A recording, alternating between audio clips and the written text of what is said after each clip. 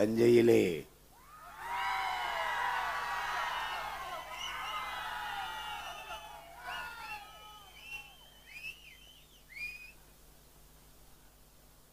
நாம் தமிழர் கட்சி நடத்துகின்ற இந்த தண்ணீர் மாநாட்டிற்கு உணர்வு எழுச்சியோடு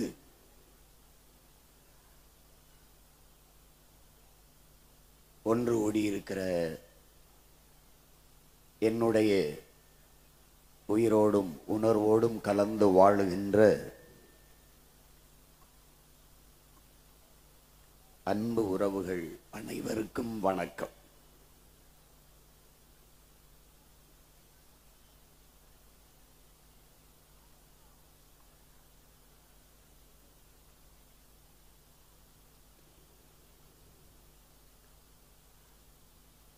கர்நாடக மாநிலத்தில் பிறந்து 114 ஆண்டுகள் வாழ்ந்து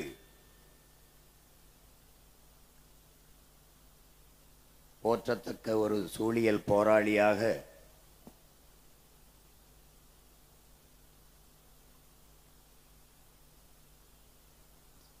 தான் பிறந்த மண்ணுக்கு நன்றி கடனாக பல்லாயிரக்கணக்கான மரங்களை நட்டு வைத்து வளர்த்த மகத்தான மகள் சாலுமரதா திம்மக்கா அவர்களுக்கு பெருமிதத்தோடு நம்முடைய புகழ் வணக்கத்தை செலுத்துவோம்.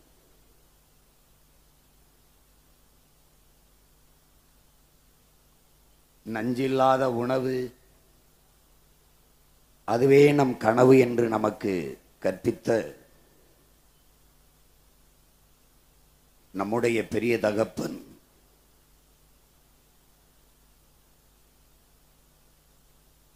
நாம் பச்சை புரட்சி என்று இவர்கள் கொண்டு வந்ததை விஞ்ஞானம் என்று கருதினோம். பிறகுதான் தெரிந்தது அது வியாபாரம் என்று இந்த தலைமுறை தமிழ் பிள்ளைகள் நமக்கெல்லாம் கற்பித்த பேராசான்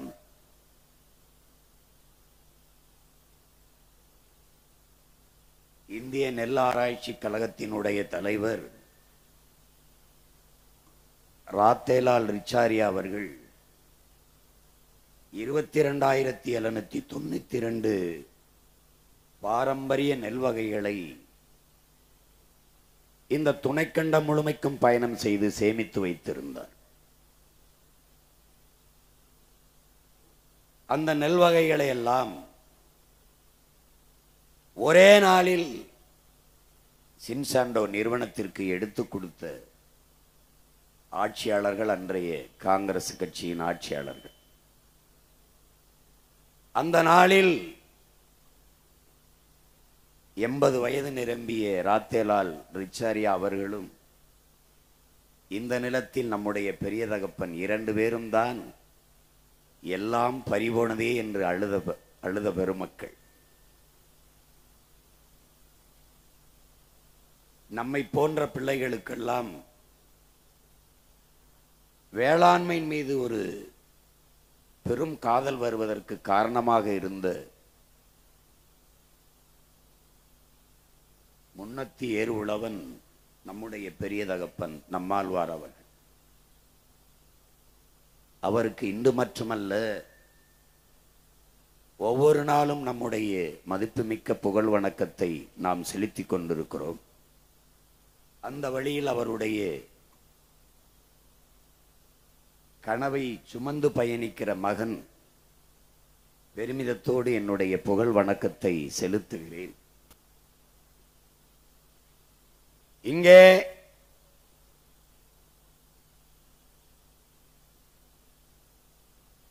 கல்லணை கட்டியே நம்முடைய வீர பெரும்பாட்டன் கரிகால் பெருவளத்தை பற்றிய காலொனியை எல்லோரும் பார்த்தீர்கள்.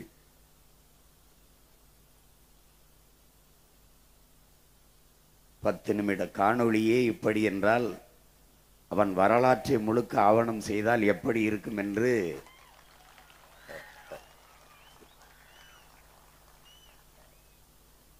செய்யாது அவன் பேரன் விட்டு விட்டு சென்று விடுவேனா என்ன?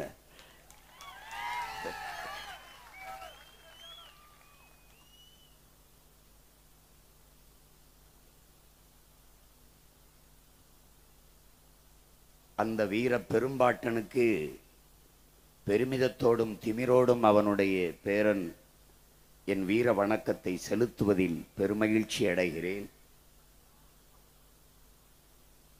இங்கே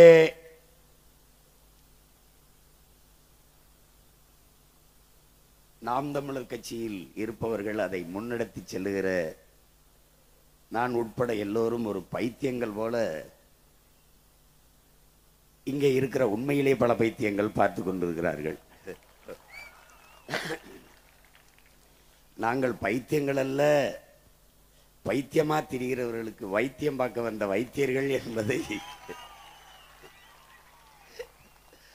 சீமானுக்கு என்ன ஆயிற்று? மரத்தோட பேசிக் கொண்டிருக்கிறார், அதற்கு ஓட்டா இருக்கிறது என்கிறார்கள். நான் சொன்னேன், மரத்துக்கிட்ட என்னுடைய ஓட்டு இல்ல, மரத்துக்கிட்ட என்னுடைய உயிர் இருக்கு, அதனால அதோட பேசிக்கொண்டிருக்கிறேன் என்று. இப்ப என்ன ஆயிடுச்சு? போய் தண்ணி இருக்கு, ஆடு மாடுகளுக்கெல்லாம் மாநாடு போடுகிறார் என்று. தாய் ஓராண்டுதான் பால் ஊட்டினான், ஆனால் இன்று வரை என்னுடைய தாய் பசு பால் ஊட்டி கொண்டிருக்கிறாள். அப்ப பால் ஊட்டிய தாய்க்கு பாசத்தோடு மகன் நன்றி செலுத்த வேண்டாமா? அதற்காகத்தான் இந்த மாட்டுக்கான மாநாடு. இன்று தண்ணீருக்கு மாநாடு. தண்ணீருக்கு என்ன வாக்கா இருக்கு? தண்ணீர்கிட்ட என் வாக்கு இல்லை, எங்க எல்லாருடைய வாழ்க்கை இருக்கு, அதனாலதான் தண்ணீருக்கு மாநாடு.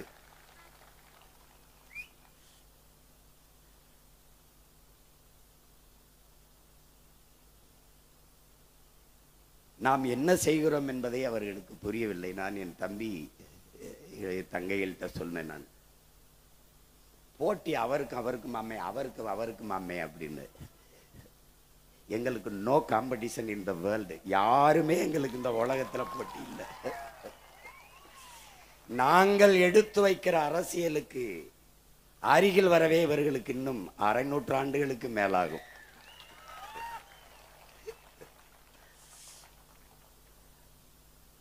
நாங்கள் உலகத்தின் தலை சிறந்த பேரினத்தின் மக்கள். இங்கே பார்த்தீர்கள், அறிவியல் தொழில்நுட்பம் வளராத காலத்திலேயே 2000 ஆண்டுகளுக்கு முன்பு ஓடுகிற நீரை தடுத்து பாசனத்திற்கு பயன்படுத்தியவன் பரம்பரையில் வந்தவர்கள். இதுவரை எப்படி இந்த கோயிலை கட்டினான் என்று எவனாலும் கண்டுணர முடியாத அளவிற்கு உலகத்தின் முதல் அதிசயத்தை கட்டி எழுப்புவேன். என் பாட்டன் அருண்மொழி சோழன் 60,000 யானைகள்.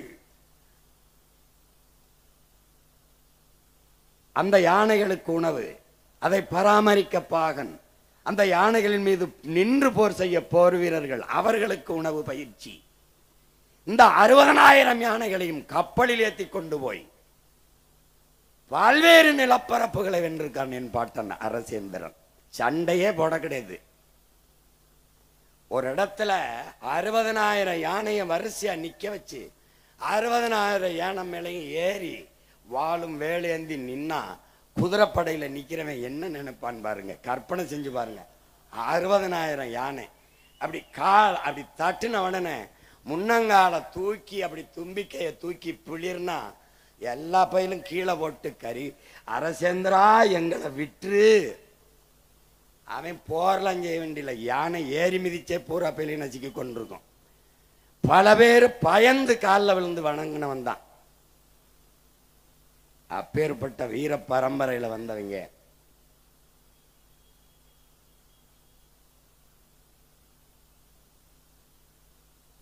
நாங்கள் இந்த நிலத்திலே இருந்த ஐயா மாண்புமிக்க கருணாநிதி அவர்கள், ஐயா எம்ஜிஆர் அவர்கள், அம்மையார் ஜெயலலிதா அவர்களை பார்த்து அரசியல் செய்ய வந்தவர்கள் அல்ல. என் இனத்தின் பரம்பரை வீரத்தை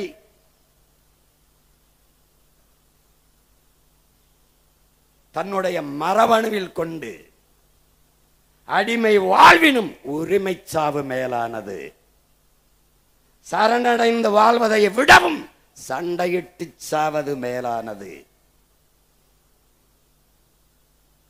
உயிரிலும் மேலானது நமது உரிமை.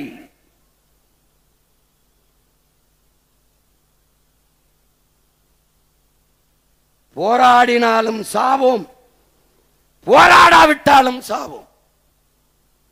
ஆனால் போராடினால் ஒருவேளை வாழ்வதற்கு வாய்ப்புண்டு. அதனால் போராடி சாவோம் என்று அடிமை தமிழினத்தின் உரிமைக்காக களத்திலே வாய்ந்த மான மறவன், வீர புலிமறவன், விடுதலை புலி பிரபாகரனுடைய உடன் பிறந்த தம்பி தங்கைகளும் பிள்ளைகளும் நாங்கள். இந்த இனத்தில் பிறந்த ஒருவன்தான். நான் விழுந்தாலும் சரி, என் இனம் எழுந்தால் போதும். நான் செத்தாலும் சரி, என் இனம் வாழ்ந்தால் போதும் என்று நின்றவன் எங்கள் முன்னவன், எங்கள் தலைவன் பிரபாகரன் என்கிற பெருவீரன். அவன் விரல் நீட்டிய திசையில் விரைந்து செல்கிற மக்கள் அரசியல் புரட்சி படைதான் நாம் தமிழர் கட்சி. இது என் மக்களின் வாக்குக்கானது அல்ல, வாழ்க்கைக்கானது. இது என் மக்களின் ஓட்டுக்கானது அல்ல, நாங்கள் பிறந்த பெருமை மிக்க நாட்டுக்கானது. அதனால் தான் சொல்லுகிறோம், எங்கள் அரசியல் வேறு, உங்கள் அரசியல் வேறு. நீங்கள் எப்படியாவது என் மக்களை ஏமாற்ற வேண்டும் என்று நினைக்கிறீர்கள். நாங்கள் எப்படியாவது இந்த இழி நிலையில், இந்த கேவலப்பட்ட கேடுகட்ட வாழ்க்கை நிலையிலிருந்து என் மக்களின் வாழ்க்கை தரத்தை மாற்ற வேண்டும் என்று நினைக்கிறோம். இது ரெண்டுக்கும் நிறைய வேறுபாடு இருக்கு.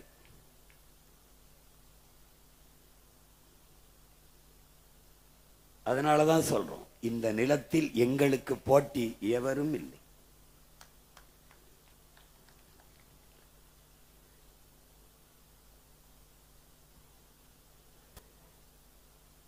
இங்கே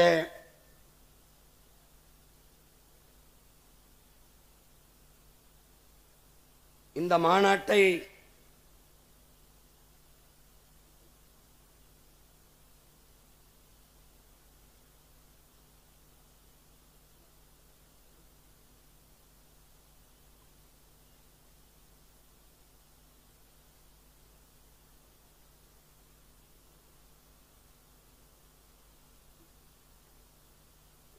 நியாயமாக உண்மையிலேயே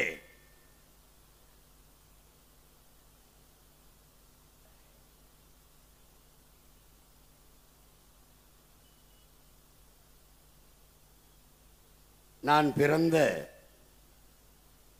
ராமநாதபுரம் சிவகங்கை மண்ணில்தான் நடத்தியிருக்க வேண்டும். காரணம்,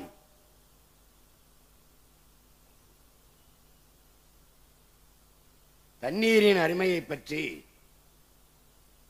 அதை உணர்ந்த மகன்தான் பேச முடியும். அரசு அதிகாரிகள் எல்லாம் தவறு செய்துவிட்டால்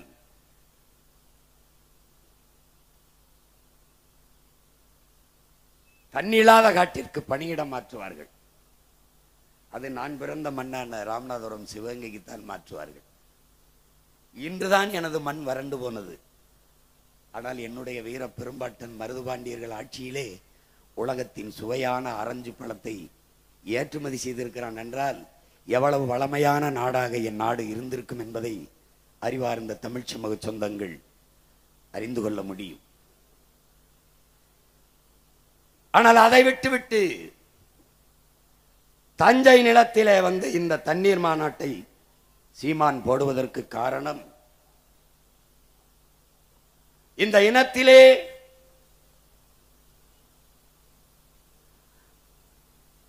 அன்று ஒரு கரிகாலன் எங்கள் மன்னன், இன்று ஒரு கரிகாலன் எங்கள் அண்ணன், இருவரும் ஒரே குடி தமிழ் குடி, இருவருக்கும் ஒரே குடி ஒரே கொடி புலிக்கொடி. எங்களுடைய விடுதலை பாவலர் பாசத்திற்குரிய எங்கள் அண்ணன் அறிவுமதி அவர்கள் எழுதிய கவிதை வரிகள். அந்த பாட்டன் இன்றைய கரிகாலனின் மகன், அன்றைய கரிகாலனின் பேரன் இந்த நிலத்தில் நின்று பேச காரணம், இந்த இனத்தில் ஒருவனுக்குத்தான் தண்ணீரை தேக்கி தண்ணீரின் சேமிப்பை உருவாக்கி நிலத்தின் வளத்தை பெருக்கி வேளாண்மையை செழிக்க வைக்க வேண்டும் என்ற அறிவு என் இனத்தில் அவன் ஒருவனுக்குத்தான் இருந்தது. அறிவார்ந்த பெருமக்களே, அதனால்தான் என் அருமை பாட்டன் கரிகாலன் திருமாவளவன் என்றும் கரிகால் பெரு வளத்தான் என்றும் இன்று வரை தமிழின மக்களால் போற்றப்படுகிறான் என்றான். அதனால்தான் அவன் போற்றப்படுகிறான். அவன் ஒரு பேரணை கட்டி இருக்கலாம் காவிரியை தடுத்து, ஆனால் அவன் செய்யவில்லை. அணையை கட்டி நீரை தடுப்பதென்பது இயற்கைக்கு முரணானது. ஏனால் நதி என்பது பூமி தாயின் இரத்த நாளங்கள். எவ்விடத்தே இருந்து நமக்கு மழை வந்தது? சூரியன் தந்தை கடல் தாய் இருவரின் இயற்கை புணர்ச்சியில் நீராவியாகி மேலே குளிர்ந்து போய் மேகமாகி மழையாக பொழிந்து நமக்கு நீர் வந்தது. திருப்பி தாயிடத்திலேயே பிள்ளையை சேர விடுவது இயற்கை. அப்படி நதியை உங்களுக்கு வேண்டிய தண்ணீரை தேக்கிக் கொண்டு மறுபடியும் தாயிடத்திலே சேர விட வேண்டும். அதுதான் இயற்கையின் விதி. அதை 2000 ஆண்டுகளுக்கு முன்பு உலகில் செய்த ஒரே ஒருவன் என்னுடைய பாட்டன் கரிகால் பெருவளத்தான் மட்டும்தான். அவன் நினைத்திருந்தால் இன்று காவிரியிலே பேரணை கட்டி நமக்கு தண்ணி தர மறுப்பது போல அவன் ஒரு பேரணையை கட்டியிருக்கலாம். அன்னைக்கு கர்நாடகாங்கிற ஒரு நாடும் இல்லை, கன்னடம்ங்கிற மொழியும் இல்லை. ஆனால் அவன் தடுப்பணை தான் கட்டினான். அது எந்த மாதிரி நீர் மேலாண்மை? ஒரு பசுமாட்டிடம் கண்ணுக்குட்டியை பால் குடிக்க விடுவோம். பசு தன் கண்ணுக்குட்டிக்கு பால் கறக்கிறோம் என்றுதான் கறக்கிறது. அது திரும்பி பார்க்க விடாமல் அதற்கு முன்னாடி வைக்கோலை போடுவோம், புல்லை போடுவோம், அது தின்று கொண்டு இருக்கும். கண்ணுக்குட்டியை விடுவோம், அது மாறிலை முட்டின பிறகு நம் கண்ணுக்குட்டி தான் குடிக்கிறது என்று அது பாலை சுரக்க ஆரம்பிக்கும். நாம் கறந்து நமக்கு வேண்டியதை எடுத்துக்கொண்டு பிறகு அந்த கண்ணுக்குட்டியை அவுத்து விடுவோம். கொஞ்சம் மாறுகளை பாலை மிச்சம் வைத்து விட்டு கண்ணுக்குட்டிக்கு. இதே முறையைத்தான் பாசனத்திற்கு பயன்படுத்த வேண்டும். அதை பயன்படுத்தியவன் நம்முடைய பாட்டன். இந்த முறையை கண்டுபிடித்தவன். இங்கே ஓடி வருகிற நதியை தனக்கு வேண்டிய அளவுக்கு ஆறு, ஏரி, குளம், குட்டை, கம்மாய், இந்த தாங்கள் ஏந்த இப்படி நீரை தேக்கிக் கொண்டு மறுபடி கண்ணுக்குட்டி தாயிடத்திலே பால் குடிக்க விட்டதை போல நதியை தாய் கடலிடத்திலே, கடலம்மாவிடத்திலே சேரவிட வேண்டும். அப்படி தனக்கு வேண்டிய நீரை பேரணை கட்டி தேக்கிக் கொள்ளாமல் ஒரு தடுப்பணை கட்டி தேக்கி அதை மேலேறி தனக்கு தேவை போக மீதியை தாயிடத்திலே ஒப்படைத்தவன் நம்முடைய பாட்டன் கரிகால் பெருவளச்சோழன்.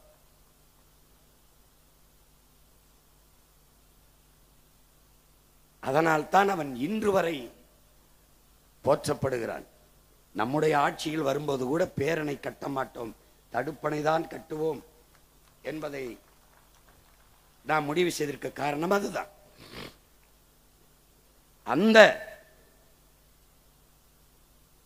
கரிகால் பெருவளத்தான் செய்த அதை நீங்கள் பாருங்கள். எத்தனை அணைகள் இருந்தும் நிலம் வறண்டு வறட்சி வறுமை நிலவுகிற போது ஒரே ஒரு தடுப்பணையில் சோழ நாடு சோறுடைத்து என்ற உலகத்தை சொல்ல வைத்த பெருமகன் நம்முடைய பாட்டன் தான்.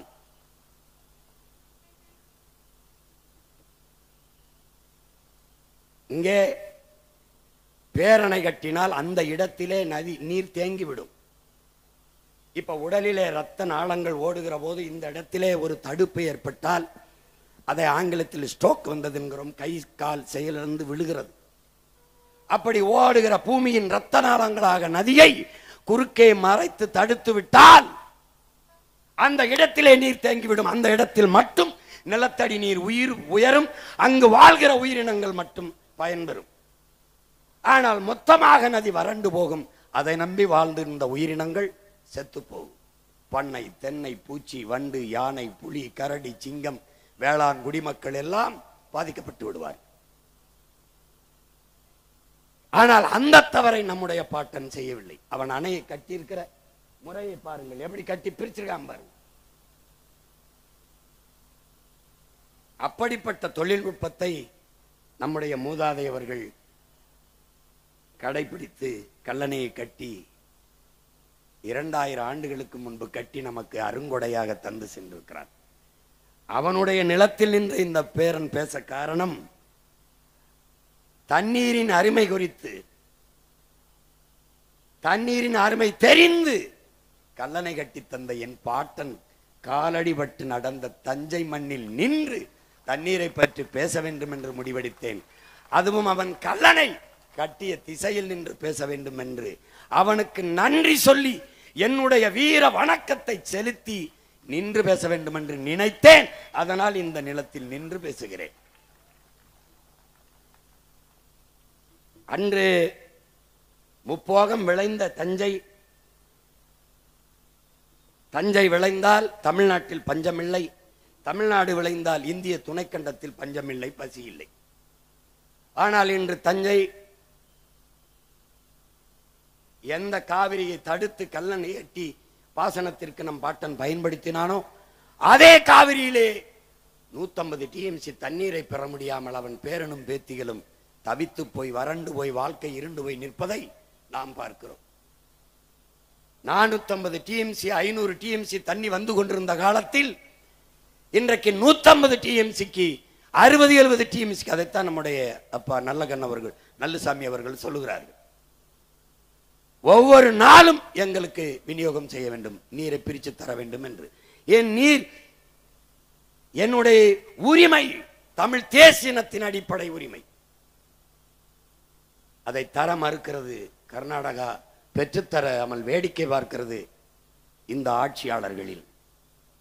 இந்திய நாட்டை ஆண்டு கொண்டிருக்கிற இந்த கட்சிகள் ஆட்சி. இதற்கு காரணம் என்னவென்பதை அறிவார்ந்த தமிழ் சமூக தம்பிதங்கைகள், என் உயிரினுமிரிய உடன் பிறந்தார்கள் தெரிந்து கொள்ள வேண்டும்.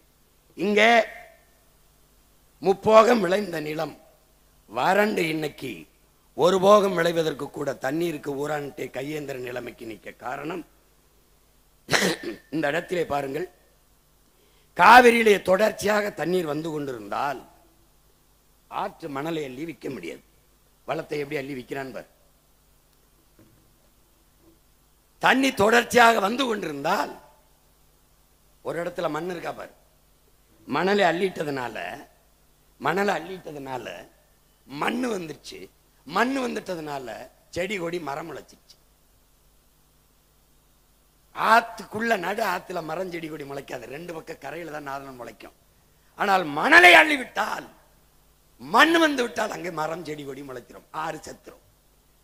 தம்பி ஹுமாயூன் சொன்னார் பாருங்க, 3 அடிதான் அல்ல வேண்டும், ஆனால் 30 அடிக்கு இரும்பு கை கொண்டான் போக்கலேன் எந்திரம் கொண்டு அல்ல அனுமதித்தவனவன் இந்த ஆட்சியாளர். ஏரி குளத்தை வெட்ட சொல்லுகிறோம், வெட்டினான் ஆற்றுக்குள்ளே. ஆற்று நீரை தேக்க அங்கே ஏரி குளத்தை வெட்டினான், அவன் ஆற்றுக்குள்ளே வெட்டிட்டான் பார். எதற்கு இந்த குழி சீமான் என்னை தூக்கி இதிலே போட்டு புதை என்று அவன் சொல்லுகிறான்.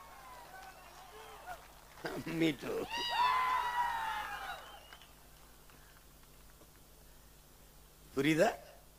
இந்த மணல் என்பது வெறும் மணல் அல்ல, இது உலகத்திலே மிகச்சிறந்த நீர் வடிகட்டி, உலகத்திலே மிகச்சிறந்த நீர் தேக்கி. இது மனித உடலுக்கு தோல், ஆற்றுக்கு மணல். இந்த மணலை அள்ளிவிட்டால் ஆறு செத்துவிடும். மனித உடலிலே தோலை எடுத்து விட்டால் மனித உடலிலே நோய் தொற்று வந்து எப்படி செத்து போவானோ அப்படி என் ஆறு செத்து போகும். அப்படி என்னுடைய காவிரி, பாலாறு, வைகை, தாமிரபரணி, நொய்யல் எல்லாம் செத்து போனது. 32 ஆறும் செத்து போனது. கொலைகாரர்கள் இந்த திராவிட திருடர்கள்.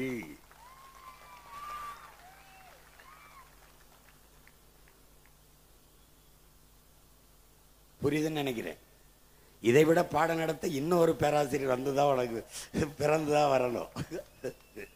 புரியுதுன்னு நினைக்கிறேன். இப்ப அந்த மண்ணள்ளி விற்கிறதுக்கு அவனுக்கு தண்ணி ஓடிக்கிட்டு இருந்துச்சுன்னா இந்த மாதிரி அள்ள முடியாது. அப்ப வள கொள்ளைக்கு அவன் தண்ணியை தர மறுக்கிறான். இன்னொன்னு என்ன பாரு, முப்போகம் விளைந்து கொண்டிருந்தால் என்னுடைய வேளாண் பெருங்குடி மக்கள், உழவர் குடிமக்கள் விளைநிலத்தை விட்டு வெளியேற மாட்டார்கள். விளைநிலத்தை விட்டு வெளியேறவில்லை என்றால் காவிரி படுகை முழுக்க இருக்கிற மீத்தேன், ஈத்தேன், ஹைட்ரோ கார்பன் என்ற அந்த எரிகாற்றை எடுக்க முடியாது. இந்த மீத்தேனுங்கிறது எப்படி உருவாகுது? இந்த ஹைட்ரோ கார்பன் இது எப்படி உருவாகுது? பல ஆயிரம் ஆண்டுகளுக்கு முன்பு பூமிக்குள்ளே புதைந்த மரம், செடி, கொடிகள் மக்கி புதைந்து காற்றின் அழுத்தத்தாலும் வெப்பத்தாலும் கரியாகி விடுகிறது. அந்த கரியாகுது, அதான் நிலக்கரி. உனக்கு தெரியும், நெய்வேலியில். அப்ப பல ஆயிரம் ஆண்டுகளுக்கு முன்பு எப்படி அந்த மரம், செடி, கொடி எல்லாம் பூமிக்குள்ள புதைஞ்சதுன்னா அத்தனை ஆயிரம் ஆண்டுகளுக்கு முன்னாடி எனது முன்னவர்கள் இந்த நிலத்தில் வாழ்ந்திருக்கிறார்கள். இன்னைக்கு கீழடியில தோண்டும் போது 2800 ஆண்டுக்கு முன்னாடி தமிழங்க வாழ்ந்திருக்கான்னு ஒரு அடையாளம் வருது இல்ல? அப்படி பூமிக்குள் தோண்டும் போது என் முன்னவர்கள் வாழ்ந்த இடத்திலே புதைந்த மரம், செடி, கொடி எல்லாம் இன்னைக்கு மக்கி மக்கி கரியாகி நிக்குது. அந்த கரிக்கு வெடிப்பு இருக்கு. இந்த கரிக்கடையில வெடிப்புக்குள்ளே ஒரு காற்று இருக்கு. அந்த காற்று தான் இந்த மீத்தேன் எரிகாற்று, ஹைட்ரோ கார்பன் என்கிற இந்த உயிர் வலி எரிகாற்று. உனக்கு புரியுதுன்னு நினைக்கிறேன். இந்த எரிகாற்றை எடுக்கிறதுக்கு அவன் இதே மாதிரி காவிரி படுகையில் இருக்க மாதிரி கங்கை படுகையில் இருக்கா? இருக்கு. அப்ப ஏன் அங்க போடல? அங்க நல்லா ஆத்தாள் கம்மனுக்கும் பிறந்தவன் அவன் என்ன பண்றான்? அவன் அங்க ஆட்சியில் இருக்கான். நான் விறகு வச்சு கூட அடுப்பரிச்சுக்கிறேன், வெளியில போடான்ட்டான். இங்க 60 வருஷமா எனக்கு பெத்தவன் அப்பன எல்லாமே மற்றவனே இருக்கிறதுனால எவன் வந்தாலும் என் ஆத்தா தாலி எடுத்தானே, என் அக்கா தாலி எடுத்தானே, அவனுக்கு கவலை கிடையாது. அவன் போடுறான். இப்ப 3 போகை நிலம் விளைஞ்சதுன்னா இந்த நிலத்துல அவன் இந்த ஹைட்ரோ கார்பன், மீத்தேன், ஈத்தேன் எடுக்கிறேன்னு குழாய போட முடியாது. விளங்கிச்சா? இப்ப அப்ப தண்ணி வரலைன்னா இந்த நிலத்தை வச்சுக்கிட்டு என்ன பண்றதுன்ட்டு, ஏப்பா இங்க ஒரு போட்டு எடுத்துக்கிறோம் அப்படின்னு எடுத்துக்கிட்டான். நான் முதல்ல இங்க வந்து இந்த மீத்தேன் எரிகாற்று ONGCக்கு எதிராக நான் போராட வரும்போது அவன் என்ன சொல்றான்ங்க, என்னை தனியா கூட்டிட்டு போய் அந்த அதிகாரி, இங்க வாங்கய்யா 17 வருஷமா எடுத்துக்கிட்டு இருக்கீங்கிறான். என்னங்க சொல்றிய? ஆமாங்கய்யா 17 வருஷமா எடுத்துக்கிட்டு இருக்கீங்க. இந்த இடத்துல கிணறு, இந்த கிணறை போட சொல்லி அனுமதி கொடுத்தது யார் தெரியுமா? யாருன்னு கேட்டாப்ல. யாரு? உங்க சனந்தாயான்றாப்ல. எப்படிங்க, என்ன சொல்றீங்க?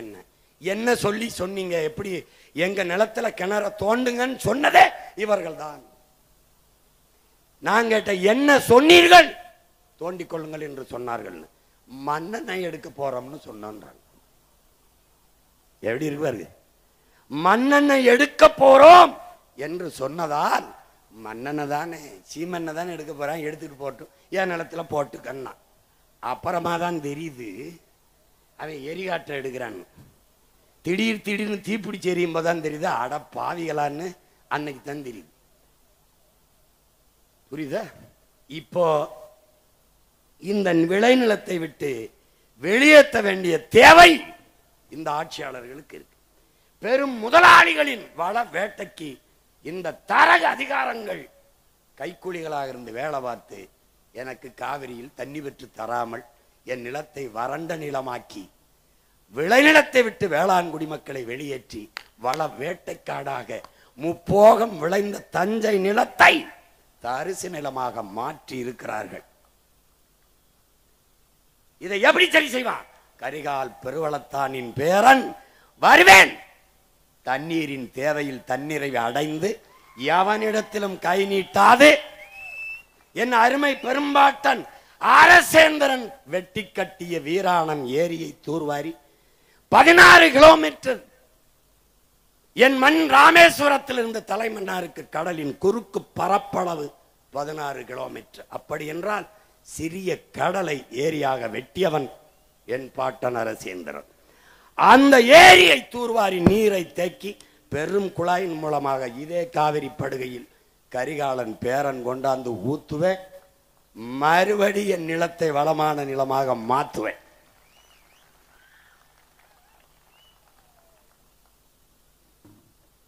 பார்த்துக்கிட்டே வா, பார்த்துக்கிட்டே வா உனக்கு. அதனால இந்த தண்ணீர் என்பது மானுட தேவை மட்டும் அல்ல, அது உலக உயிர்களின் உயிர் தேவை. அதனால்தான் ஒவ்வொரு துளியும் உயிர் துளி, பல் உயிர்க்கும் பகிர்ந்தளி, பகுத்துண்டு பல் உயிர்கள் ஓம்புகள் நூலோர் தொகுத்தவற்றிலெல்லாம் தலை என்று நமது முன்னவன் மறையோன் வள்ளுவப் பெருமகனார் அருளிய மறைமொழிக்கேற்ப நீரின்றி அமையாது உலகு, அதை நினைவில் நிறுத்தி பழகு என்ற முழக்கத்தை முன்வைத்து தமிழ் இளம் தலைமுறைகளை, என்னரும் தம்பிதங்கைகளை, இந்த நிலத்தை வளத்தை நாட்டை மக்களை பாதுகாக்கிற இளைய தலைமுறை புரட்சியாளர்களை உருவாக்க வேண்டும் என்ற உன்னத நோக்கத்தோடு கரிகாலன் கால்பதித்த மண்ணிலே நின்று அவன் பேரன் இன்று பேசிக் கொண்டிருக்கிறேன் தண்ணீர் என்றால் என்ன என்று. இங்கே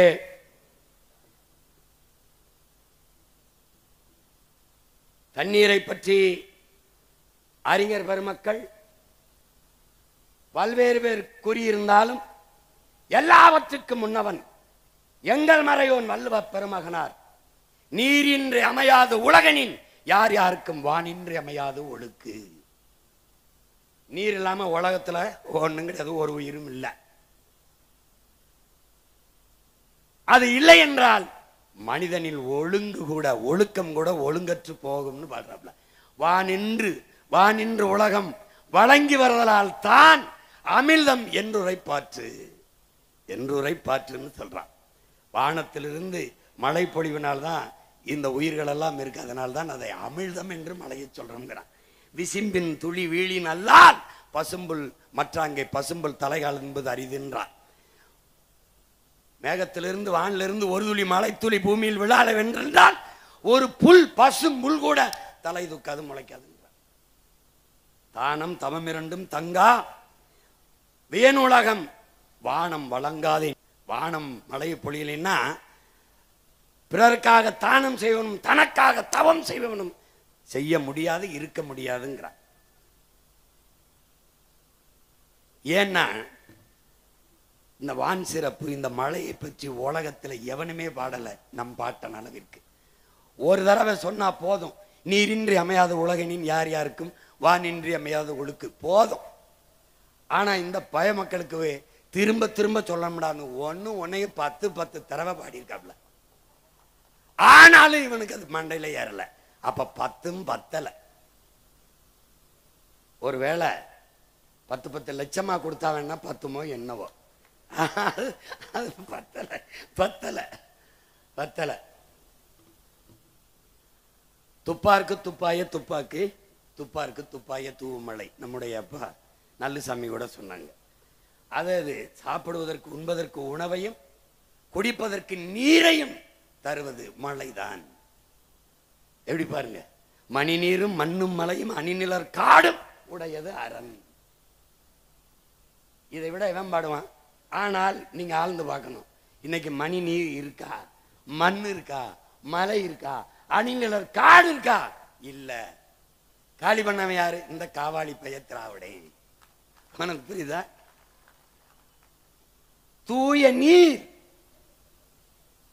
பறந்து விரிந்த நிலப்பரப்பு பேர் அரணாக நின்று மேகத்தை தடுத்து பூமிக்கு மலையாக மாற்றி கொடுக்கிற மலை, குளிர்ந்த அடர்ந்த காடுகள், அணி நிழற்காடு, இது நான்கையும் உடைய நிலம் எதுவோ அதான்டா பேரரண்கிற பாடு. 2000 ஆண்டு தோராய கணக்கு. யாரும் வள்ளுவனுக்கு பிரசவம் பார்த்தவங்க இல்ல. வள்ளுவன் ஆத்தாவுக்கு பிரசவம் பார்த்த யாரும் இல்லை. சும்மா சொல்றான் 2000 ஆண்டு 1330 அப்படின்னு சும்மா சொல்றான். குரல் அது 5000 கூட எழுதியிருக்கலாம். 5000 ஆண்டுக்கு முன்னாடி கூட நம்ம பாட்டன் பிறந்திருக்கலாம், இருக்கலாம், நடந்திருக்கலாம், போயிருக்கலாம், வந்திருக்கலாம். கலாம் தான் இது. ஆனால் உறுதியான கருத்து ஒன்றும் கிடையாது. இந்த 4ம் தான் அரண் என்று பாடி நீரின்றி அமையாத உலகு என்று நமது வள்ளுவ பெருமகனார் நம்ம கற்பித்திருக்கிறார். இந்த தண்ணீர் என்பது ஒரு கூட்டு வேதிப்பொருள்.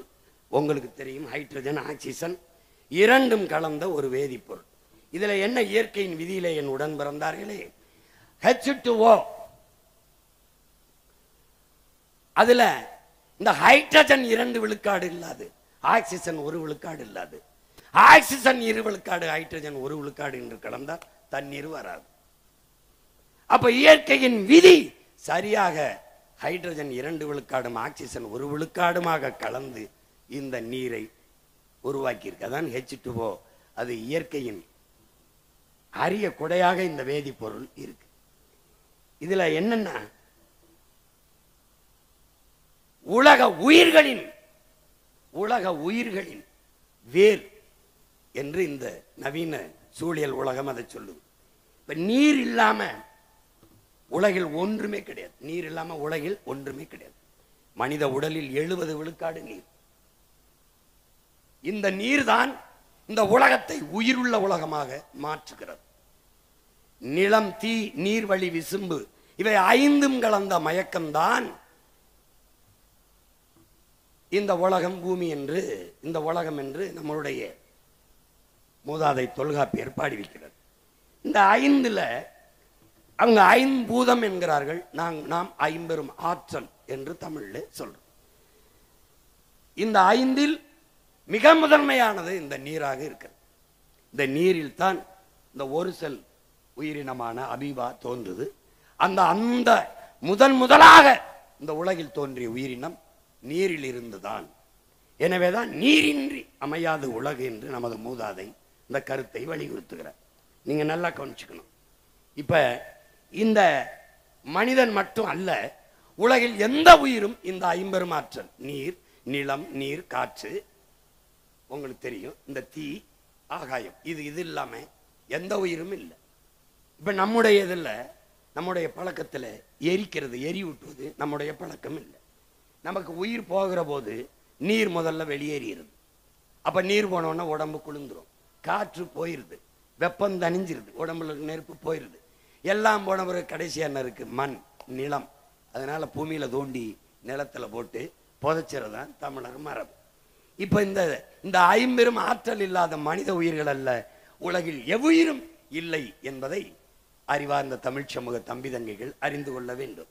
அதுலதான் தண்ணீர் இல்லாமல் உலகில் எந்த உயிரும் இல்லை. தண்ணீருக்கென்று தனித்த உயிர் இல்லை. ஆனால் தண்ணீருக்குள்ளே பல லட்சக்கணக்கான உயிர்கள் இருக்கிறது என்பதை புரிந்து கொள்ளணும். அந்த தண்ணீர் இல்லாமல் உலகில் எந்த உயிரும் இல்லை. உலக உயிர்களை தண்ணீரிலிருந்து நீங்கள் பிரிக்க முடியாது. எப்படி? இந்த இருக்குல்ல, இந்த இயக்கி தண்ணீர் இல்லாம கண்டுபிடிக்கல, இந்த ஒளிபெருக்கி தண்ணீர் இல்லாம இல்ல, இந்த கட்டடம் தண்ணீர் இல்லாம கட்ட முடியாது, கல்லணை கட்டிருக்கான் பாட்டு தண்ணீர் இல்லாம கட்ட முடியாது. எது ஒன்றும் தண்ணீர் இல்லாம இல்ல. கடைசியா சாராயம் குடிக்கிறான்ல, சாராயம் கூட தண்ணீர் இல்லாம இல்ல. எல்லாமே தண்ணி தான், எல்லாமே. அதனாலதான் தண்ணீர் இல்லாமல் ஒன்றும் இல்லை. அதை என் அன்பு சொந்தங்கள், என் அருமை உடன் பிறந்தார்கள் கற்றுக்கொள்ளணும். உயிர் உருவாவதற்கும் உயிர் வாழ்வதற்கும் அழிவதற்கும் நீர்தான் காரணமா இருக்கு.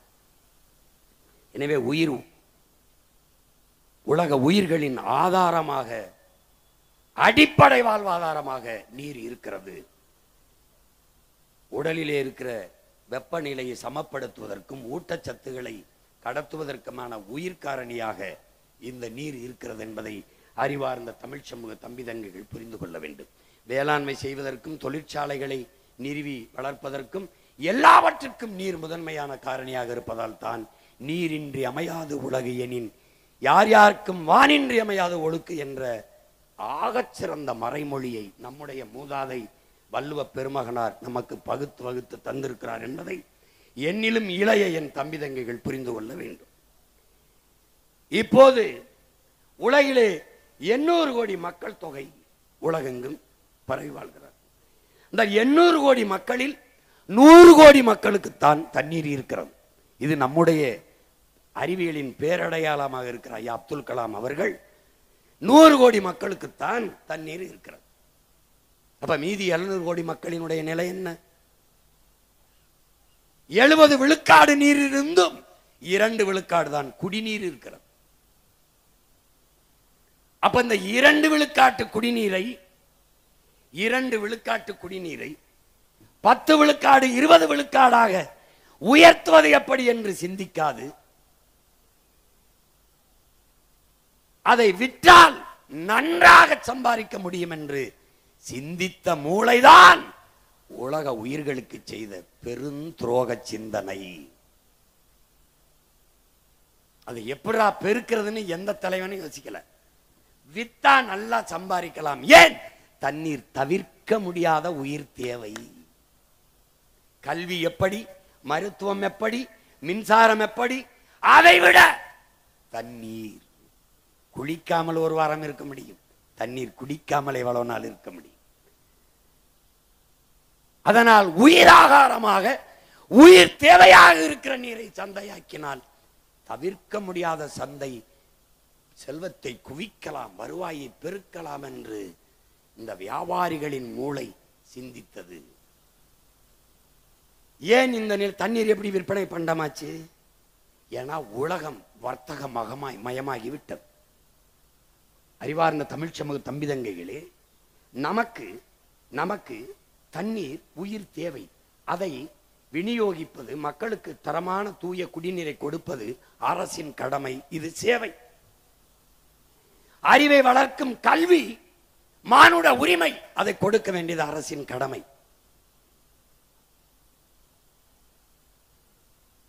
அது ஒரு சேவை. மருத்துவம் ஒரு மகத்தான சேவை. அது என் மக்களுக்கு தேவை. அதை கொடுக்க வேண்டியது அரசின் கடமை.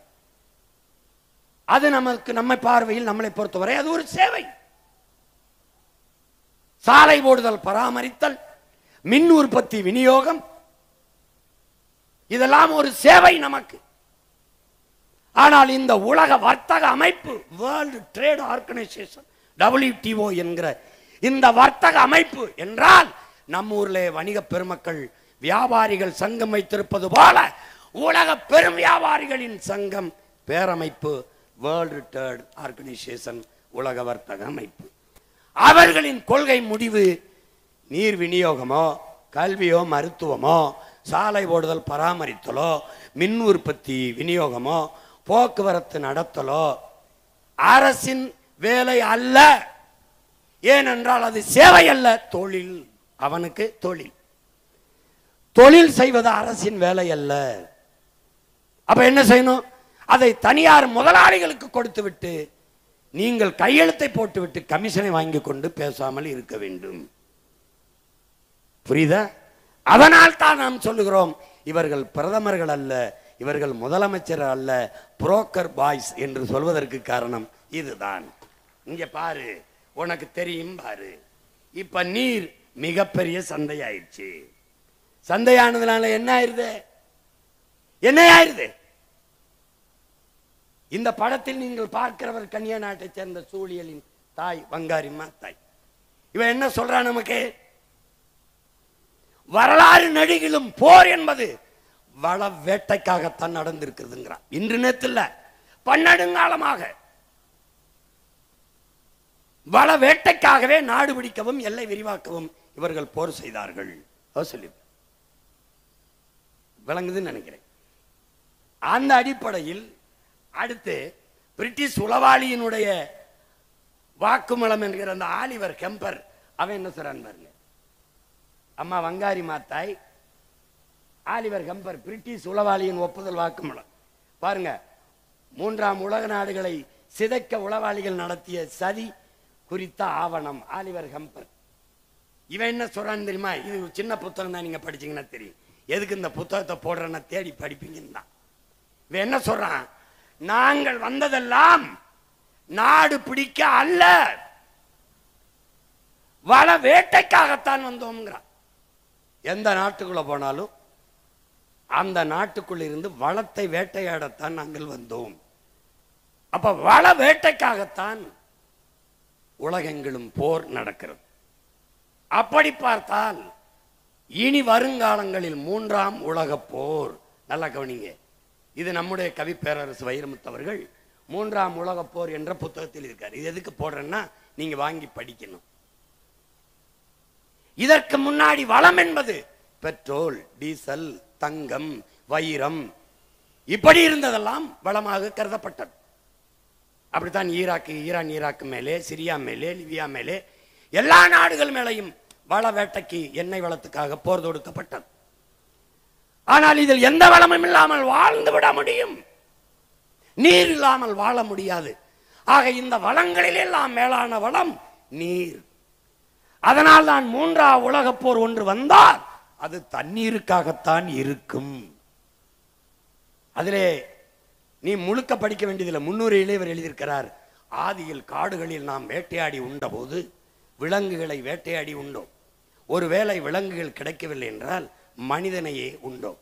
இறந்த பிணத்தை வைத்துவிட்டு ஓட்டப்பந்தயம் வைத்து பந்தயத்தில் முதலில் வந்தவனே பிணத்தில் பெரும்பங்கு தின்றான் என்று எழுதியிருக்க. அன்றைக்கு ஆதியில் காடுகளில் வாழ்கிற போது நரமாமிசம் மனிதனை தின்றோம். ஆனால் அந்த நிலை இன்றும் வராது என்று சொல்வதற்கு இல்லை. ஏன்? போக்கு அப்படி இருக்கிறது. நீரெல்லாம் இல்லை என்றால் நிலம் வறண்டு விடும், வேளாண்மை உணவுப் பொருள் உற்பத்தி நின்றுவிடும், பசி எல்லாவற்றையும் கொன்றுவிடும், வென்றுவிடும், கடைசியாக மனிதனை தின்றுவிடும் நிலை உருவாகும். அதுதான் இந்த புத்தகத்தை முழுக்க படிக்க வேண்டியதில்லை, முன்னுரையிலேயே குறிப்பிட்டிருப்பார், படி. அதே போல ஆலிவர் கம்பர் முதல்ல சொல்லிட்டான், நாங்க இதுக்கு தான் வந்தோம். இதை அமெரிக்க பொருளாதார அடியாளின் வாக்குமூலம் எழுதிய ஜான் பெர்கினும் சொல்லுகிறான். வள வேட்டைதான் எங்களுடைய குறி. அதனால் கண் முன்னே உங்கள் வளங்கள் களவு போவதை பார்த்து கொண்டிருக்க நீங்கள் சபிக்கப்பட்டு விட்டீர்கள் என்று எழுதுகிறார். உன் மழை போகும், உன் மணல் போகும், உன் நிலத்தின் வளம் மீத்தேன் ஈத்தேன் என்று உன் தாயின் ஈரக்குலை இதயம் அறுக்கப்படும். நிலக்கரி அது இது என்று சிறுநீரகமும் நுரையீரலும் அறுக்கப்படும். உன்னால் தெரியும், ஆனால் தடுக்க முடியாது. காரணம், நீ சபிக்கப்பட்டு விட்டாய் என்கிறார். அப்ப 3ஆம் உலக போர் தண்ணீருக்கானது. பொறுமையா பார்த்துக்கிட்டே வா பாரு, தண்ணீருக்கு தான் போர். இந்த பெட்ரோல், டீசல், தங்கம் இது எதுவில்லாமலும் வாழ்ந்து விட முடியும், வாழ்ந்து விட முடியும். முன்னால் ஆனால் நீர் இல்லாமல் வாழ முடியாது. அதனாலதான் சொல்றான், இவர் இன்னும் பாரு, நீருக்காகத்தான், நீர் வளத்துக்காகத்தான் இனி எதிர்காலத்தில் போர். இங்கே அல்ல கவனி, ஒவ்வொன்றை சொல்றேன் பாரு, பார்த்துக்கிட்டே வா. இப்ப நீர் பொருளாதாரம், இதை நல்லா கவனிச்சுக்க.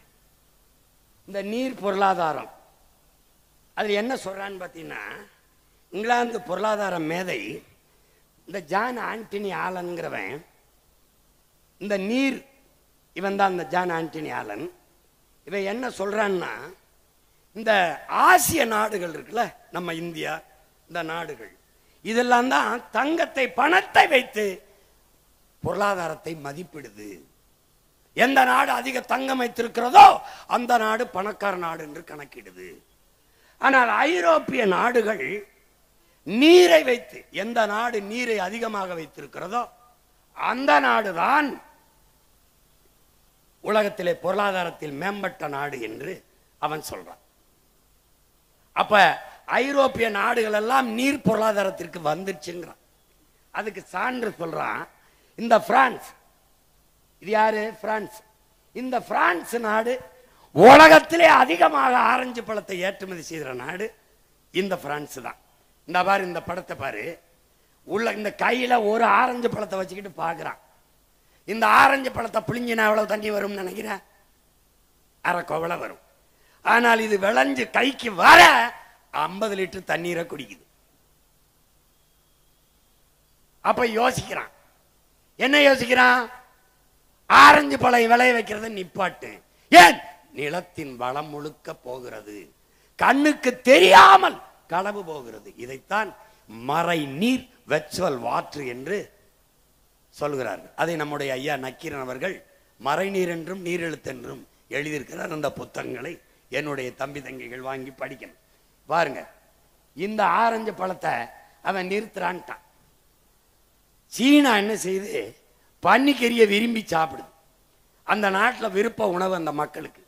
இந்த ஒரு கிலோ பன்றிக்கறி இறைச்சி சாப்பாட்டு மேசைக்கு வர பாரு, பயந்துருவே பாரு. 1 கிலோ பன்றிக்கறி சாப்பாட்டுங்க 6000 லிட்டர் தேவைப்படுது. 1 கிலோ மேசையில் இப்படி வைக்க 6000 லிட்டர் தண்ணீர் தேவைப்படுது. எப்படி எப்படி எப்படி இருக்கு பாரு. அவன் என்ன பண்றான்? பன்றிக்கறியை வளர்க்கறது, திங்கிறத நிப்பாட்டவனா, வளர்க்கறத நிப்பாட்டுறான்றான். அப்ப என்ன செய்யலாம்? நமக்கு பன்றிக்கறிக்கு இறக்குமதி செஞ்சுக்கிடுவோம். எந்த நாடு எப்படியோ போகட்டும், என் நாட்டு நீர்வளத்தை காப்பாத்து நினைக்கிறான். ஏன்? அவன் நான் முதல்ல சொன்ன மாதிரி நல்ல ஆத்தலுக்கு பண்ணுங்க பிறந்தவன். இப்ப என்ன பண்றான் பாரு, உலகம் இந்த நாடுகள் பூரா நீர் பொருளாதார கொள்கைக்கு வந்துருச்சு. அதனால இங்க பாரு, இந்த பாரு, இப்ப அமெரிக்காவை எடுத்துக்கிட்டியா, இவர் உலகத்துல எல்லா நாட்டுக்கும் ராணுவத்தை விற்பாரு, பீரங்கி விற்பாரு, எல்லாம் விற்பாரு. ஆனால் சட்டி பணி என்ன நம்மகிட்ட இருந்து வாங்குவார். இந்த பாரு, இங்க பாரு, திருப்பூர்ல இருந்தா சட்டி பணியை கொண்டு வராப்ல. ராக்கெட் விற்பாரு, அதுக்கு உதிரி பாகங்கள்லாம் விற்பாரு எஜமா.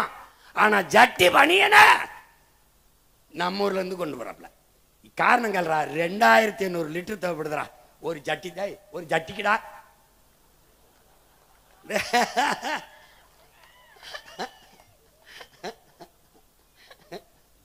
பாத்துக்க சாமி, பாத்துக்க. இந்த முட்டை இருக்கலடா, இந்த வர முட்டை ஒரு நாள்ல 3 கோடி முட்டைகளை உற்பத்தி செய்யறோம்டா. நம்ம அளவுக்கு கோச்சுக்குருவாங்க, என்ன இவர் மூடிடுவார். மூடல. நான் நாட்டுக்கோழி, என் ஆளுக்கு இருந்து பாருங்க, என் நாட்டுக்கோழிக்கிடா ஒண்ணு வேணாம்டா. நான் ஏதோ சிந்தரை செதறதை போட்டு சாப்பிட்டு வச்சு கஞ்சியை போட்டேன்னா குப்பைமேட்டில் குஞ்சியை கூட்டிட்டு போய் கிளறி அவன் பாட்டு சாப்பிட்டு அவனே முட்டையிட்டு அவனே பிடிச்சிட்டு போயிடுவான்டா. இந்த பயவுளைய அதை வளர்க்காம நாட்டுக்கோழி முட்டைக்கு நாக்க தொங்க போட்டு அலையுதுக. அவன் தேநீரில் காஃபியில் போட்டு முக்கி இந்த முட்டையை நாட்டு முட்டைன்னு வித்துட்டு போயிட்டு இருக்கான். இப்படி ஒரு பாவங்கட்ட பிள்ளைகள் பாரு. டேய் பாரு பாரு, 70 லட்சம் முட்டைகளை தினசரி வளைகுடா நாடுகள், ஆப்பிரிக்கா மற்றும் நாடுகளுக்கு நம்ம ஏற்றுமதி செய்யறோம். ஒரு முட்டை 196 லிட்டர். டே வர 196 லிட்டர் குடிக்குதுடா. டே ஒரே ஒரு முட்டை இப்படி எடுத்து பார்த்தீங்கன்னு வச்சுக்க, டே இவ்வளவு தாண்டா இருக்குது. 196 லிட்டர் குடிக்குதுடா. நீ காபி குடிக்கிறாய் 150 லிட்டர் குடிக்குதுடா. இந்த பாரு, இந்த கோவலையில இருக்கிறது எவ்வளவுடா தண்ணி இருக்கும்? 150 லிட்டர் குடிச்சிட்டு இந்த கோவலைக்கு வருதுடா.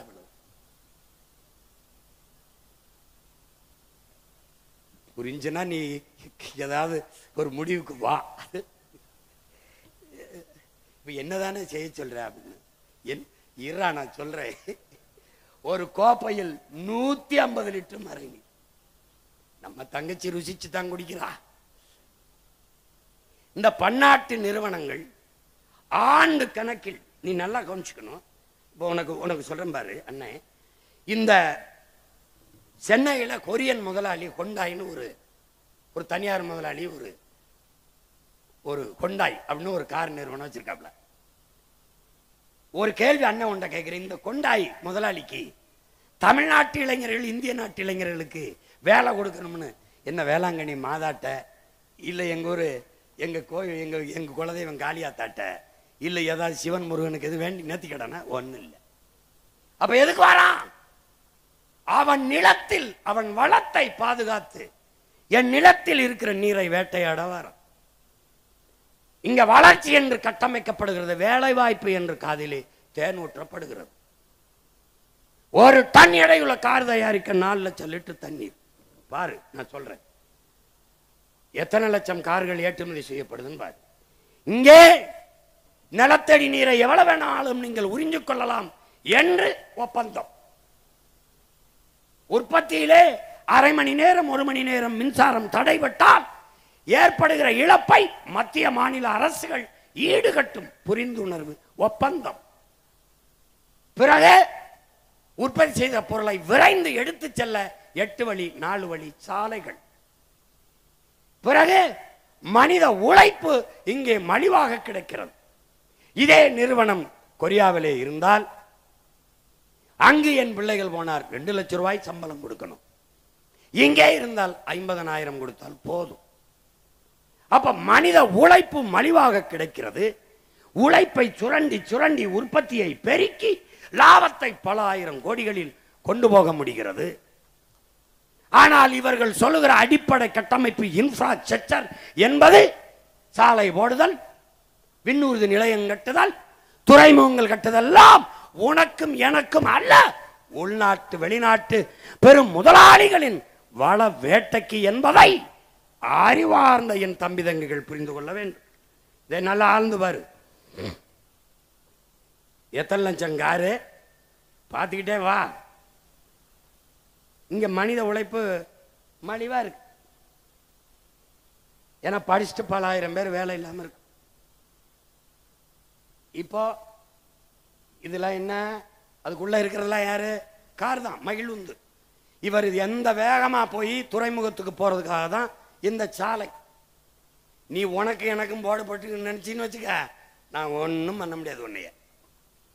இவன் வந்துடா இங்க வர்றா, ஆலிவர் கம்பர் சொல்றான், அவன் ஜான் பெர்கின் சொல்றான், உங்கள் நாட்டு தலைவர்களுக்கு நாங்கள் கடன் கொடுப்போம், கடன் கொடுத்து கையெழுத்து போட வைப்போம்,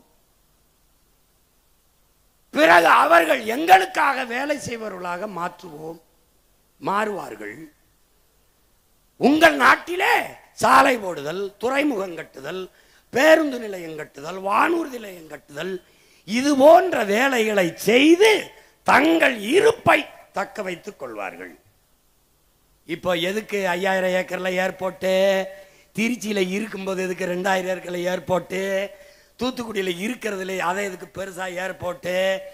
ஏர்போர்ட்டு சரி, பிளைட்டு ஓட்டுறவன் யாரு? உங்க ஒப்பனா எங்கப்பனா எவன்? இண்டிகோங்கிறவன் உங்க ஒப்பேன், அவன் எவன் தெரியாது.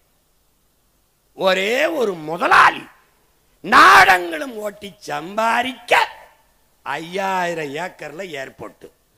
இங்கதான்டா கரிகாலன் பேரன், கரிகாலன் மகன், பிரபாகரன் மகன் சொல்றேன், 5000 ஏக்கரில் ஏர்போர்ட் அல்ல, ஏர்பூட்டி உழ வேண்டும் என்று சொல்றேன்.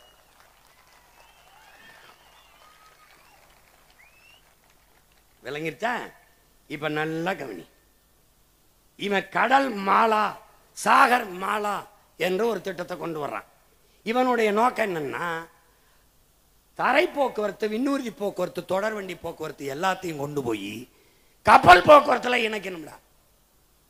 அதுக்கு தான் கொச்சின்ல இருக்கும்போது விளிங்கத்தில் ஒரு துறைமுகம், ஏற்கனவே தூத்துக்குடி, சென்னையில தாத்தா பேர்ல, பாட்டன் வாவுசி பேர்ல, காமராஜ் பேர்ல இருக்கும்போதே 6111 ஏக்கர்ல அதானி கட்டுகிற 6111 ஏக்கர்ல காட்டுப்பள்ளி துறைமுகம். எதற்கு? எதற்கு? ஏற்றுமதி இறக்குமதி செய்ய சொல்லுவான்டா. எதை ஏற்றுமதி செய்வாய், எதை இறக்குமதி செய்வாய்? பதில் இருக்காது. வெளிநாட்டு உள்நாட்டு பெரும் முதலாளிகள் உற்பத்தி செய்கிற இந்த பொருளை ஏற்றுமதி செய்வாய். என் நிலத்தின் வளத்தை சுரண்டி ஏற்றுமதி செய்வாய். எதை இறக்குமதி செய்வாய்? வெங்காயம் பருப்பை. பாரா பாரா என்ன நடக்குது பாரா. இந்த முதலாளிகளை வேற யாராவது வர்றாங்களோட ஒப்பந்தத்தில், நீ நிலத்தடி நீரை உறிஞ்சாத, நீ ஏரி குளங்களை வெட்டி கடல் நீரை சுத்திகரிச்சு அதை வச்சு நீ கார் தயாரிச்சுக்க என்று சொல்வானா? சொல்ல மாட்டான். 4 லட்சம் லிட்டரா ஒரு கார் தயாரிக்க 20,000 பேருக்கான குடிநீரா. இந்த பாரா எத்தனை லட்சம் கார் தயாரிக்கிறான் பாரா. இந்த காரை ஏற்றுமதி செய்த இந்த காவாலி பயல்கள் வெங்காயத்தை ஈஜிப்துல இருந்து இறக்குமதி செய்யறான்டா. காரை ஏற்றுமதி செஞ்சுட்டு வெங்காயத்தை இறக்குமதி செய்த நாடு அது எகிப்து. எது? பாலைவன நாடு. ஒரு பாலைவன நாட்டில் இருந்து தன் நாட்டு குடிகளுக்கு வெங்காயத்தை இறக்குமதி செய்த வெங்காயங்கள் நம்முடைய ஆட்சியாளர்கள். இவ்வளவு பெரிய நிலம், இவ்வளவு பெரிய வளம், இவ்வளவு பெரிய நீர்வளம், இவளுடைய மனித ஆற்றல், இவளை வைத்துக் கொண்ட அற்ப வெங்காயத்தை கூட தன் நாட்டு குடிகளுக்கு விளைய வைத்து தர முடியாத வெங்காயங்கள் இந்த நாட்டை ஆளுகிறார்கள். நல்லா பாரு. அப்புறம் பருப்பு. தீபாவளி நேரத்தில் வடை சுட வேற ஊர்ல இறக்குமதி கொண்டாடுவான். வெங்காயம் பருப்பு கூட விளைவிக்க முடியாது. இவன் என்ன பண்ணலாம்? இப்ப பிரபாகர மகன் கரிகாலன் பேரன் காரை இறக்குமதி செய்டா, சோரை ஏற்றுமதி செய்டா. இப்ப கார் வேணுமாடா, இறக்குமதி செய்யும்டா. சோறு வேணுமாடா, என்கிட்ட வாடா. ஏன்னா என் சோழ நாடு சோறு உடைத்துடா, வாடா. கரிகாலன் பேரன் பிரபாகரன் பிள்ளை உலகத்திற்கு சோரை ஏற்றுமதி செய்தாங்க. இங்க வந்து இந்த நீரை உறிஞ்சி விக்கிறவன் ரத்தத்தை உறிஞ்சி பெறுவான். நீ நினைக்கிற இங்க ரத்தம் வந்த பிறகு நீர் விற்பனைக்கு அல்ல, தடை. அது எந்த கொம்பனா இருந்தாலும் தம்பி அங்கிட்டு போ, தம்பி அங்கிட்டு போ. பாத்தீங்களா தமிழ்நாடு இந்தியாவுக்குள்ளதான் இருக்கிறதா கேட்பான். நானு தமிழ்நாடு இந்தியாவுக்குள்ளதான் இருந்ததா? டேய் எங்க கிட்டயா திரும்ப திரும்ப சொல்றேன். உலகத்தாருக்கு, இந்த நாட்டில் இருக்கிற மிகப்பெரிய தலைவர் பெருமக்களுக்கு, எங்களை விமர்சிக்கிற எல்லாருக்கும் சொல்றேன், எங்கள் முன்னவர்கள் ஏந்திய ஆயுதங்களுக்கு எதிரான வலிமைமிக்க ஆயுதங்களை உங்களுக்கு ஏந்த முடிந்தது. எங்கள் வீர பெரும்பாட்டன்கள் தீரன், புலித்தேவன், மருதுபாண்டி, ஆலகமுத்துக்கோன், சுந்தரலிங்கம், பண்டாரவன்னியன், பெரும்பெடுகு, எங்கள் பாட்டியார் வேலு நாச்சி அதற்கு எதிராக வலிமைமிக்க ஆயுதத்தை நீங்கள் ஏந்தி இருக்கலாம், வீழ்த்தி இருக்கலாம். எங்கள் உயிர் தலைவன் பிரபாகரனுக்கு எதிராக நீங்கள் ஏந்தி பிடிக்க வலிமைமிக்க ஆயுதங்கள் இருந்திருக்கலாம். ஆனால் அவன் மகன் சீமானும் அவன் தம்பி தங்கைகளும் தூக்கி நிற்கிற அறிவாயுதத்திற்கு எதிராக இந்த நிலத்தில் இல்லை, உலகத்தில் எந்த நாட்டிலும் எங்களுக்கு இணையாக வலிமையான ஆயுதத்தை ஏந்தி நிற்க எவனும் இல்லை. இதுவரை பிறக்கமில்லை, பிறக்க போவதும் இல்லை. தர்க்கத்திலே நாங்கள் எடுத்து வைக்கிற கருத்தியலிலே மோதி வெல்ற கட்சியை களைச்சு விட்டு போறோம்டா. பாடா பாப்போம். பொய் சொல்றாரு, கதை விடுறாரு, அப்படிலாம் சொல்லணுங்க. போட்டு காட்டுறேன் நாயே. பாரு, நீ ஒருவே தப்பிக்க முடியாது. இந்த திராவிட திருட்டு பயலுக கதை விடுவான், எனக்கு வரலாறும்பா. நான் வரலாற சொல்வேன், பொய் சொல்றாரு, கதை விடுறாரும்பா. இந்த நாய் கற்பிக்கிறான். கரிகாலன் திராவிட மன்னன் கல்லணை கட்டினான். ராஜராஜன் தமிழ் மன்னன் ஆரிய அடிமை. இவட வடங்க இன்னொரு தடவை சொல்லு. இவர் திராவிட மன்னரம் கல்லணை கட்டினாராம், பெருமையா இருக்கும். அவர் தமிழ் மன்னரம் ஆரிய அடிமையா.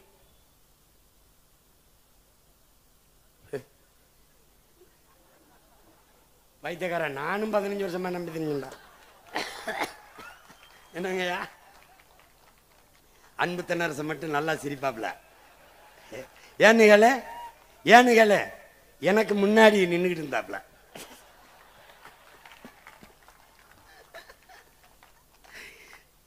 என் பங்குக்கு பல பேர் வாழ்க்கை கெடுத்தேன். இப்ப அவன் தரான்ல, என்ன செய்யறது? இப்ப இரு இரு இன்னும் இன்னும் இன்னும் முக்கியமான இதுக்கே போகல. இப்பதான் ஆரம்பிச்சிருக்கான். இப்ப தமிழ்நாடு நீ என்ன நினைக்கிற? நமக்கு அதை தண்ணி இல்லை தண்ணி இல்லைன்னு நினைக்கிற. அது இல்லை. நமக்கு வந்துடா ஒரு ஆண்டுக்கு 980 மில்லிமீட்டர் மழை பெய்யுது.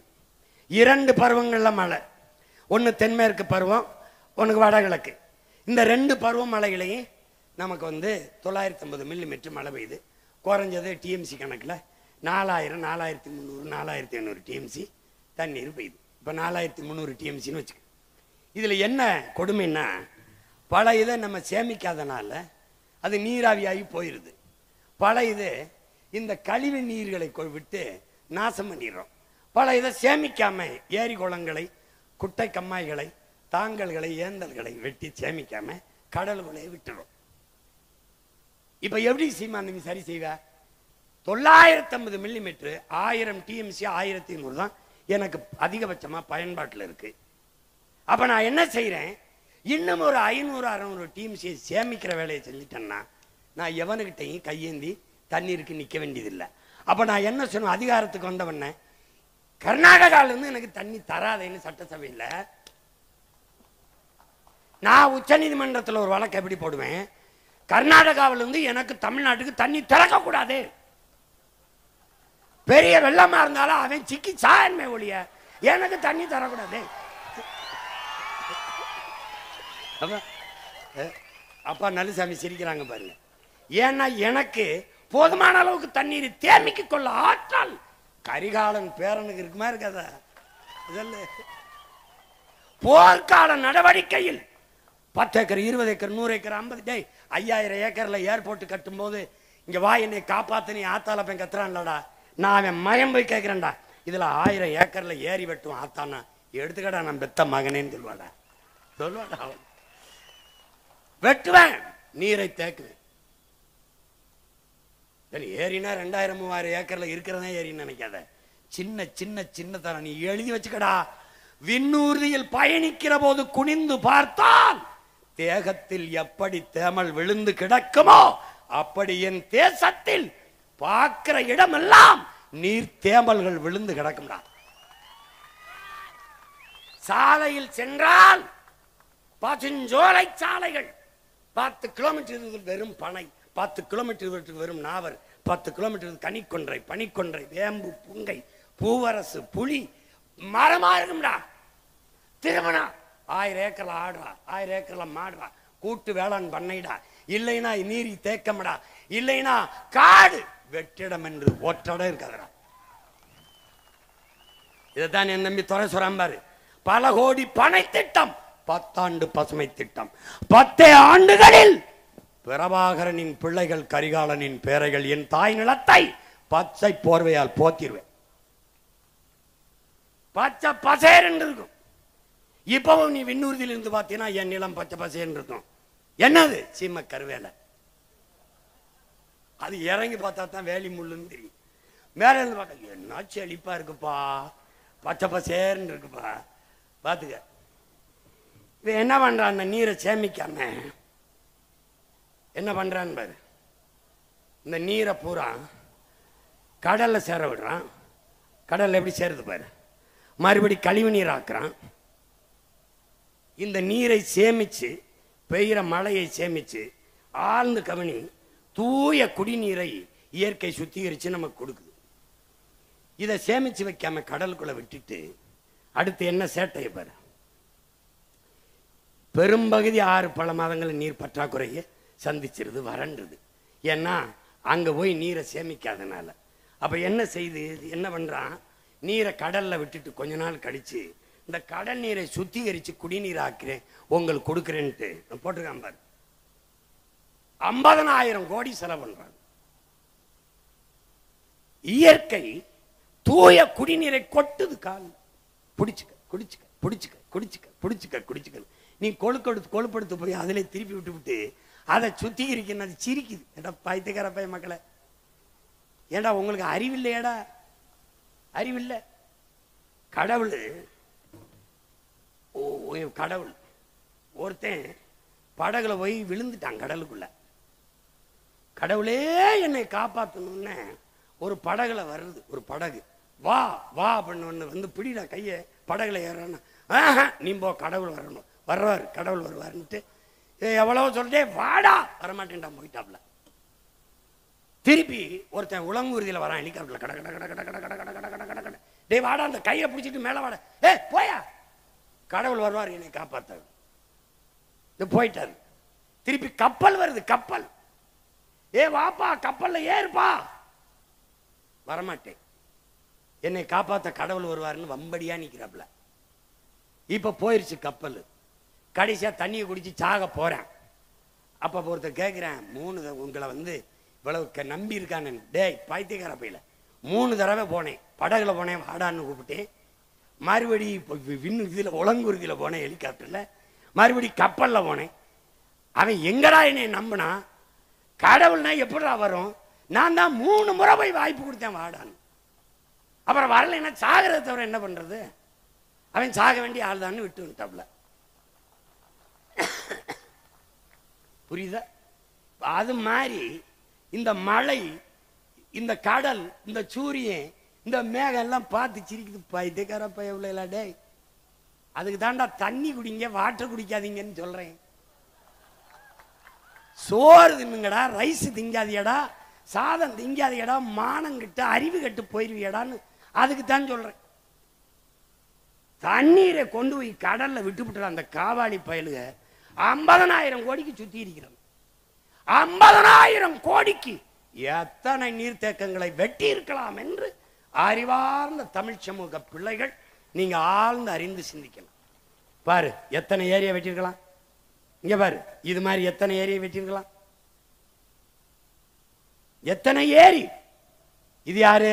மின்விசிறி, மாவரைக்கிற எந்திரம், மடி கணினி, தையல் மிஷினு, சைக்கிள், சைக்கிள் பாரா, பார்த்துக்கிட்டே வாடா, சைக்கிள்ரா, சைக்கிள்.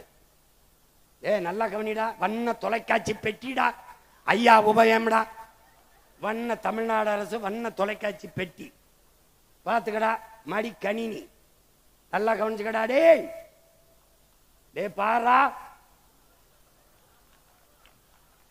பாரா, இங்க கவனிடா, டே இங்க கவனிடா. ஏண்டா எல்லாத்தையும் இலவசமா கொடுத்த அந்த பயமக்க, ஏண்டா தண்ணீரை மட்டும் 10 ரூபாய்க்கு வித்த? அங்கதான்டா நீ யோசிக்கணும். ஏன் ஒரு மடிக்கணினி என்ன விலை, ஒரு மாவு அரைக்கிறது என்ன விலை, ஒரு இந்த மாவை ஆட்டுறது எம்பிட்டு, ஒரு மசாலா எந்திரம் எவ்வளவு, மசாலா அரைக்கிறது, ஒரு மிதிவண்டி, எல்லாம் இலவசம்டா. நம்ம வந்து இலவசத்தை எதிர்த்த உடனே விலையில்லா மடிக்கணினி, விலையில்லா மிக்சி. நான் கேட்டேன், அம்மா எங்களுக்கு விலை இல்லை. ஐயா எங்களுக்கு விலை இல்லை, உங்களுக்கு அந்த அவன் கொடுக்குறவனு விலை இல்லாம கொடுத்துட்டானா? இதையெல்லாம் இலவசமாக தர முடிந்த இந்த அதிகாரங்களால் உயிர் தேவையான நீரை தன் நாட்டு குடிகளுக்கு தரமான தூய நீரை ஏன் இலவசமா தர முடியவில்லை? ஏன் தர முடியாது என்றால் கவனி, இதுதான். இலவசமா கொடுத்து விட்டால் இந்த நீரை உறிஞ்சி விற்கிற முதலாளிகள் பாதிக்கப்படுவார்கள்.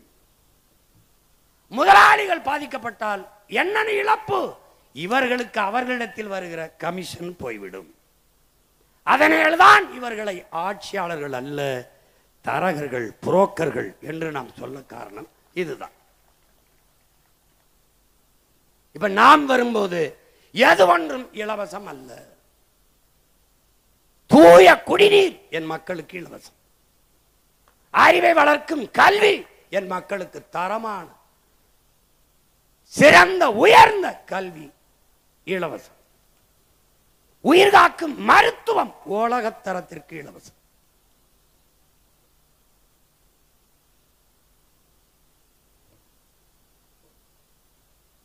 பாரு, போத்தல் அடைச்சி விற்கிறான் முதலாளி.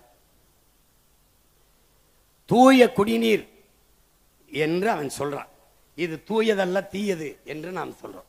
இந்த புட்டி நீர் ஒவ்வொரு நொடிக்கும், ஒவ்வொரு 8 நொடிக்கும் பல குழந்தைகள் உயிரிழக்குது. ஏன்னா தூய குடிநீர் என்று அவன் நஞ்சை வியாபாரம் பண்றான். நீ இதை பாரு, உனக்கு பார்க்கும்போது தான் உனக்கு தெரியும். மேத்யூ பார்லோ என்கிற நீரியல் எழுத்தாளர் என்ன சொல்றான், இதுல நட்ச கலக்கிறான்டாங்கிறான். இந்த நீர் குடிக்கும் போது ஒரு சுவை வருவதற்காக அவன், இது தூய நீர் அல்ல பாரு, so pure we promise nothing. இந்த பாரு அவன் என்ன பண்றான், இந்த நீரை தூய குடிநீர் என்று டயமெத்தோட் இந்த இந்த இந்த இந்த விஷம் மருந்து கலக்கிறான். 13 மடங்கு இதுல கலக்கிறான். இது பூச்சிக்கொல்லி அல்ல, உயிர்கொல்லி.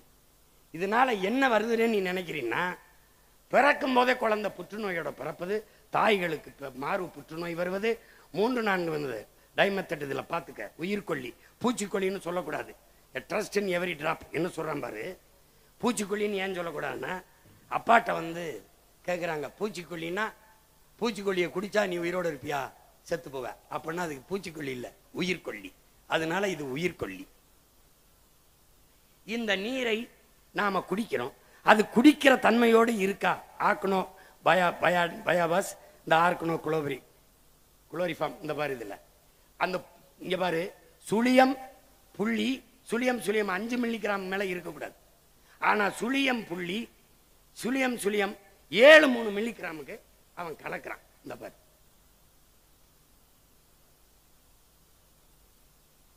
இது தெரிஞ்சுக்க. அப்புறம் நீ ஓட்டு போடலாம், என்னை ஜெயிக்க வைக்கலாம், நீ போடாம கூட போகலாம். எனக்கு ஒன்றும் அதில் நட்டம் இல்லை. நான் என் பிறமை கடமையை செஞ்சுட்டு செத்து போறேன். இங்க பாரு, இது உயிர் கொல்லி. நீ குடிக்கிறது நீர் அல்ல, விஷம், நஞ்சு. அதை தான் அவன் சொல்றான், அந்த எழுத்தாளர். அது என்னன்னா இது குடிக்கிற தன்மையோடு இருக்குன்னு தரச்சான்று தந்தவன் அவன். யாராவது சொல்லு, குடிக்கிற தன்மையோடு இந்த நீர் இருக்குது என்று தரச்சான்றிதழ் தந்தவன் நமக்கு எவனும் இல்லை. இவன் குழந்தை நீர் சுவைக்காக இந்த பிக்சட், இங்க பாரு, இதுல என்ன பண்றான், பிக்ஸி டஸ்ட்ங்கிற இந்த மந்திர தூசிங்கிற அந்த சுவைக்காக இந்த மந்திர பொடியை அதுல கலந்து அவன் என்ன செய்யற, குடிக்கும் போது தண்ணீர்ல தாக நிற்கும். தண்ணீரால் மனித உடலுக்கு கிடைக்கிற ஆற்றல் கிடைக்கிறது. ஏன்னா இவன் சுத்திகரிக்கிறங்கிற பேர்ல பியூரிஃபை. நம்ம அப்பா நம்மால் அவர்கள் வெள்ளிமலைன்னு ஒரு மருத்துவர், அவர் அலோபதி மருத்துவர் தான். அவர்கிட்ட போய், வெள்ளிமலை, நான் தண்ணீரை சுட வச்சு குடிக்கலாமான்னு கேட்குறாங்க. ஆழ்வார், உனக்கு என்ன பைத்தியமா, தண்ணீரை எதுக்கு சுட வைக்கிற? தண்ணீருக்குள்ள கண்ணுக்கு தெரியாத பல கோடிக்கணக்கான நுண்ணுயிர்கள் இருக்கு, அதான் தண்ணீர். அந்த தண்ணீரை குடிக்கும் போது மனித உடலுக்குள் போய் அந்த நுண்ணுயிர்கள் மனித உடலுக்கு ஆற்றலை பெருக்கி கொடுக்குது. இப்ப காய்ச்சல்னா அந்த தண்ணீரை குடிச்சாதான் அந்த காய்ச்சலை உருவாக்கிய நோயோட போய் இது சண்டை செஞ்சு குணப்படுத்தும். ஆனா தண்ணீரை சூடு பண்ணி விட்டால் அந்த நுண்ணுயிர்கள் செத்து போனால் எது போய் அந்த நோயை குணப்படுத்தும்? இந்த கேள்வியை நம்ம அப்பாட்ட கேட்டது வெள்ளிமலைங்கிற மருத்துவர். உனக்கு புரியுதுன்னு நினைக்கிறேன். இப்போ இவன் தண்ணீரை சூடு பண்ணாலே அந்த நுண்ணுயிர்கள் செத்து போயிரும்னா, இவன் பியூரிஃபை அப்படிங்கிற பேர்ல நம்மள சுத்திகரிக்கிறேங்கிற பேர்ல நல்லா கவனிச்சுக்க, பல்லாயிரக்கணக்கான இந்த நச்சு பொருள்களை போட்டு, இந்த பாரு, இந்த போத்தல் நினைக்காத, இந்த போத்தலை தயாரிக்கிறது பெட்ரோலியம் மூலப்பொருள். பெட்ரோல்ல கடைசி கழிவு தான் தாரு, இந்த பிளாஸ்டிக். 162 மில்லி லிட்டர் பெட்ரோல் ஒரு போத்தலை தயாரிக்க தேவைப்படுது. பயந்துராத, நல்லா கவனி.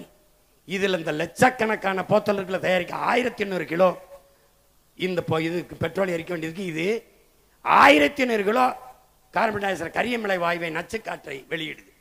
இவன் சாதாரணமான ஆள் கிடையாது. இப்ப அதுக்குள்ள இருக்க நுண்ணுயிரிகள் கொன்றதுனால தண்ணீரை நாம குடிப்போம், தாக நிற்கும். தண்ணீரால மனித உடலுக்கு கிடைக்கக்கூடிய ஆற்றல் கிடைக்காது. அதனால என்ன செய்யுதுன்னா, முட்டி வலி, சோர்வு எல்லாம் வருது, கண் பார்வையின் இழப்பு எல்லாம் வந்துருது.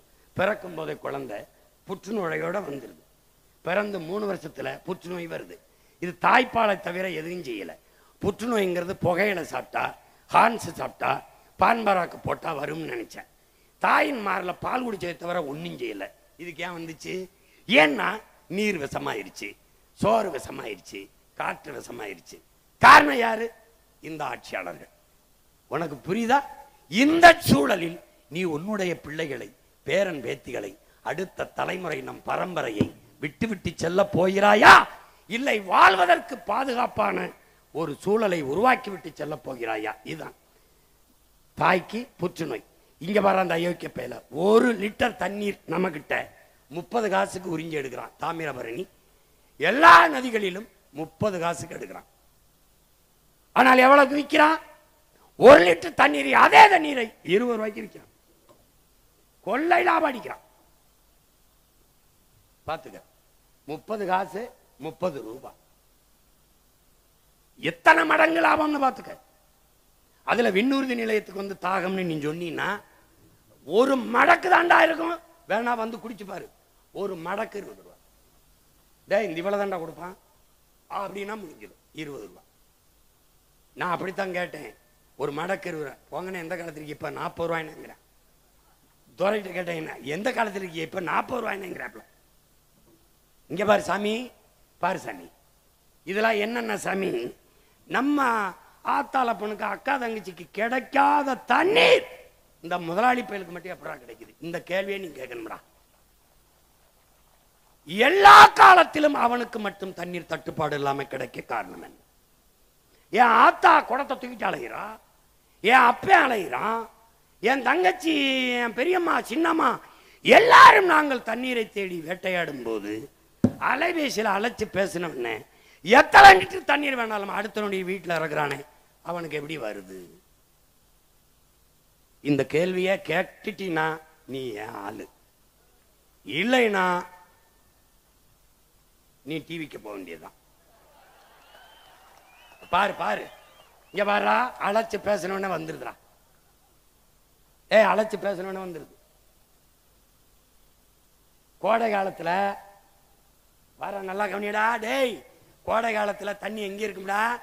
கல்குவாரியில அப்படியே தேங்கி கிடக்கிற கேடு கட்ட, கேவலங்கட்ட, எலி செத்து, பாம்பு செத்து, பூச்சி செத்து, தவளை செத்து, எல்லா பறவைகளும் கழிவிட்டு கிடக்கிற அந்த கரும்பச்சையில் இருக்கிற அந்த அழுக்கு தண்ணியை சுத்திகரிச்சு கொண்டாந்து வித்துட்டு போறான்.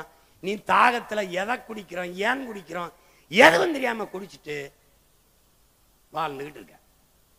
இத நானும் சொல்லலைன்னு வச்சுக்க, ஒரு வயலும் சொல்ல மாட்டேன். கேட்டுக்க கேட்டுக்க, போட்டா போடு, போடலைன்னா போ. பாரு பாரு பாராடே பாரு, இதெல்லாம் எதுக்கு அப்படியே வச்சிருக்கேன்? தோண்டினவனை புதைக்க. இந்த மாதிரி எலி செத்து கிடக்கு பாத்தியா? எப்படி எப்படி கிடக்கு? அப்படி கிடக்குறாப்ல. அதை எப்படி குடிக்கிறாப்ல பாத்தியா? ஸ்டைலா குடிக்கிறாப்ல. தண்ணீர் இங்க சொன்னால என் தம்பி, உலகத்துல எங்க அண்ணன் மட்டும்தான் கேட்டான். நீ தண்ணீரை விற்பனைக்கு வரும்போது உலக உயிர்களின் தேவையை வெறும் மனித தேவைக்கான சந்தையாக மாற்றினார்கள் இவர்கள். இப்ப இது என்ன வருதுன்னா, நமக்கு தண்ணினா காசு கொடுத்து வாங்கி குடிச்சிட முடியும். மற்ற உயிரினங்கள் எப்படி இந்த தண்ணீரை குடிக்கும் என்று ஒரு நொடி கூட இவன் சிந்திக்கல. இந்த பாரு எப்படி தள்ளாடுதுன்னு பாரா. டேய், நம்ம போய் போகும்போது தம்பி 2 போத்தல் வாங்கிட்டு வந்துருன்றோம். அடிச்சா குடுவில. இந்த பாரு, என் தம்பி துறை சொன்னான்ல, அணிலுக்காக எங்க அண்ணன் தான் போராடுறா அப்படின்னு. இந்த பாரா, டே பாரா, டேய் டே பாரா எப்படி கெஞ்சுதுன்னு பாரா. அந்த போத்தலை கையில வச்சிருக்கேன் உங்க அண்ணன் தான்டா. இந்த பாரா பாரா, இது காட்டுறது நிறைய காணொளி தேடணும், கிடைக்கல. இங்க பாரு, இது உனக்கு ஒரு ஒரு மாதிரிக்கு காட்டுறேன், புரிஞ்சுக்கிறான்னு நினைக்கிறேன். பாம்புடா, விஷ பாம்புடா, கொத்திப்புறம் கொன்னூரும் நினைக்காம தண்ணியை ஊத்துறாரா, குடிச்சிட்டு போதுரா. டே, இந்த பாம்புலாம் உங்களை நல்லா இருக்க விடாதா? டே சாமி, டே இங்க பாரா பாரா, மாடு நிலைமைய பாரா, தேனீக்கள் நிலைமைய பாரா. டே தேனீக்கள் நிலைமை, தேனீலாம் செத்து போச்சுன்னா நம்ம செத்து போயிடுவோம்டா. ஆல்பர்ட் ஐன்ஸ்டீனுங்கிற விஞ்ஞானி சொல்றான்டா, 4 ஆண்டு கூட மானோட சமூகம் இருக்காதுன்னு. தேனீக்கள் இல்லைன்னா எதுவும் பூக்கும்டா, காய்க்காதுடா, மிகப்பெரிய உணவு பஞ்சம் வந்து சோத்துக்கலாம செத்து போயிடுவோம்டா. பாராடே பாரா, இந்த சிட்டுக்குருவிலாம் பண்ண பாவம் என்னடா? இந்த பூமியில இந்த மனுஷப்பைய வாழ்றதுக்கு எல்லாத்தையும் கொள்றான்டா. டே கொள்றான்டா. இங்க பாரா, டே இங்க பாரா, கொத்த வர பாம்பு தவிச்சு நிக்கிறத பாரா பாரா. இங்க பாரா, எறும்பு பாரா என்ன பாடுபடுது பாரா. பாத்துக்கடா சாமி, புரியுதா? இனிமே நான் போராட்டம். இந்த இரும்பு ஆடு மாடு நாய் நெறிக்கெல்லாம் ஓட்டுரிமை கொடுங்கன்னு கேட்க போறேன். இந்த எஸ்ஐஆர்ல ஒரு திருத்தத்துல, ஏன்னா அப்பத்தான் அதுதான் நல்ல தலைவர்களை தேர்வு செய்யும்னு நான் உறுதியா நம்புறேன். சரிதானங்க? சரிதானே? அதான் சரின்ட்டாப்ல. பாருடா, இவன் யாரு தெரியுதுலடா? மண்டக்கரம் முடிச்ச ஆனா அத்தனை அயோக்கிய பயிலையும் மண்டைய போட்டதுடா. பாருடா, பார்த்துக்க. இந்த கொரோனா கண்ணுக்கு தெரியாத ஒரு நுண்ணுயிரி உலகத்தை உரைய வைத்துட்டு, உலகத்தை உரைய வைத்துட்டது. இது எது கண்ணன் காட்டுறேன்னா, இந்த கொரோனா நேரத்தில் ஊரடங்கு போட்டிருந்தான். ஒரு பயம் வீட்டை விட்டு வரல. எங்கேயாவது ஜவுளி கடை திறந்திருக்கா? நல்ல பட்டுப்புடையை வாங்கி சேமிச்சு வைக்கலாம் எவனும் நினைக்கல. எங்கேயாவது நகை கடை திறந்திருக்கா? நிறைய நகையை வாங்கி பூட்டி வைக்கலாம்னு நினைக்கல. எங்கேயாவது கார் ஷோரூம் இருக்கா? வாங்கி காரை வாங்கி வீட்டுக்கு முன்னாடி நிறுத்தலாம்னு நினைக்கல. அன்னைக்கு குடிக்கலைன்னா செத்து போவான்னா பல காலம் மூடி இருந்தது டாஸ்மார்க் ஒரு வயலும் ஜாகலை. கொரோனா வந்தான் செத்தானே ஒழிய குடிக்காம ஒரு வயலும் ஜாகலை. இங்க பாரு, அதனால என்ன உறுதியா நம்ம வந்தா டாஸ்மார்க்க மூடுறோம். புரியுதா? இங்க பாரு, இங்க பாரு. இல்ல குடிக்காம செத்து போயிடுவான்னா நல்லா இருக்கா செத்து போப்பா, தயவு செய்து செத்து போ.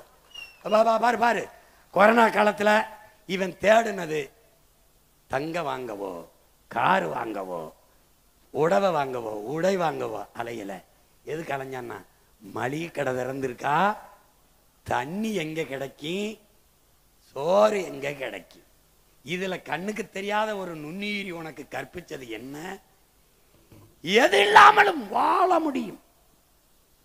தங்கம் இல்லாமல், வைரம் இல்லாமல், கார் இல்லாமல், எதுவில்லாமலும், தொலைக்காட்சி இல்லாமல், குளிரூட்டி இல்லாமல், குளிர் சாதனம் இல்லாமல், எதுவில்லாமலும் வாழ முடியும். ஆனால் நீரும் சோறும் இல்லாமல் வாழ முடியாது என்பதை அந்த நுண்ணுயிரி உணர்த்திச்சு. இப்ப இதை நீ பார்க்கணும். இது என்ன? டெவலப். சிரிக்காத, சிந்திச்சுக்க. வளர்ச்சி. அந்த வீடு எம்பிட்டு இருக்கும்? ஒரு 4-5 கோடி இருக்கும் வச்சுக்கடா, குறைச்சு போடும். இந்த கார் எம்பிட்டு இருக்கும்? 1 கோடி. இதுக்கு பேர் என்ன? வளர்ச்சி. காரு நிறைய பெட்ரோல் இருக்கு, பேர் என்ன? டேங்க் நிறைய இருக்குடா, வளர்ச்சி. ஆனா டிக்கியில 4 உடம் வாயை பொழந்துகிட்டு இருக்கு, அதுக்கு பேர் என்ன? வறட்சி. இப்ப இந்த வீடை கட்டின தண்ணி நான் இல்லாம கட்டினியா? இல்ல. காரை தயாரிச்சா நான் இல்லாம தயாரிச்சியா? இல்ல. தனோ வாஸ் நான் இல்லாம ஒண்ணு நோ யூஸ். ஆனா எல்லாம் இருக்கு, பானை காலியா இருக்கு.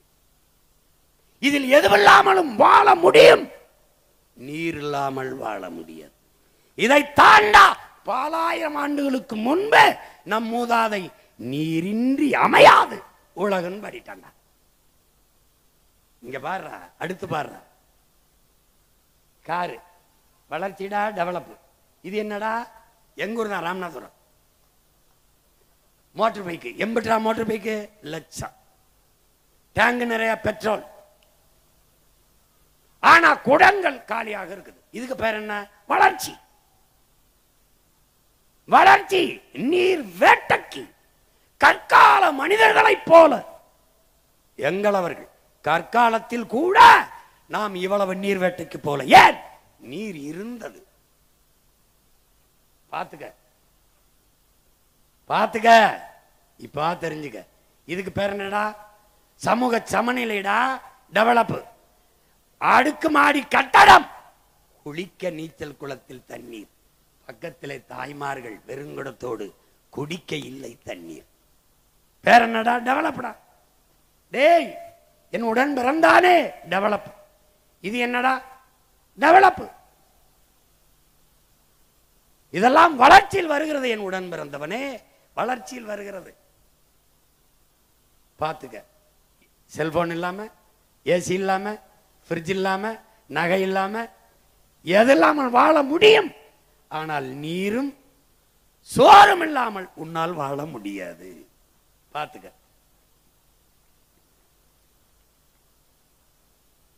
இது என்னன்னு பாத்தியா? இது யாருன்னு பாரு, இந்த நாடை பாரு. இது வெனிசுலா. இதுக்கு முன்னாடி நான் காட்டினது வெனிசுலா. சாவேஸ் அந்த நாட்டின் அதிபரை அந்த நிலத்தில் இருக்கிற எண்ணெய் கிணறுகள், அமெரிக்க எண்ணெய் கிணறுகள் வரைக்கும் என்ன பண்ணா, அரசுடைமை ஆக்கிட்டான். அதனால என்னாச்சு, பெட்ரோல் டீசல் விலை 10 ரூபாய்க்கு வித்தான்.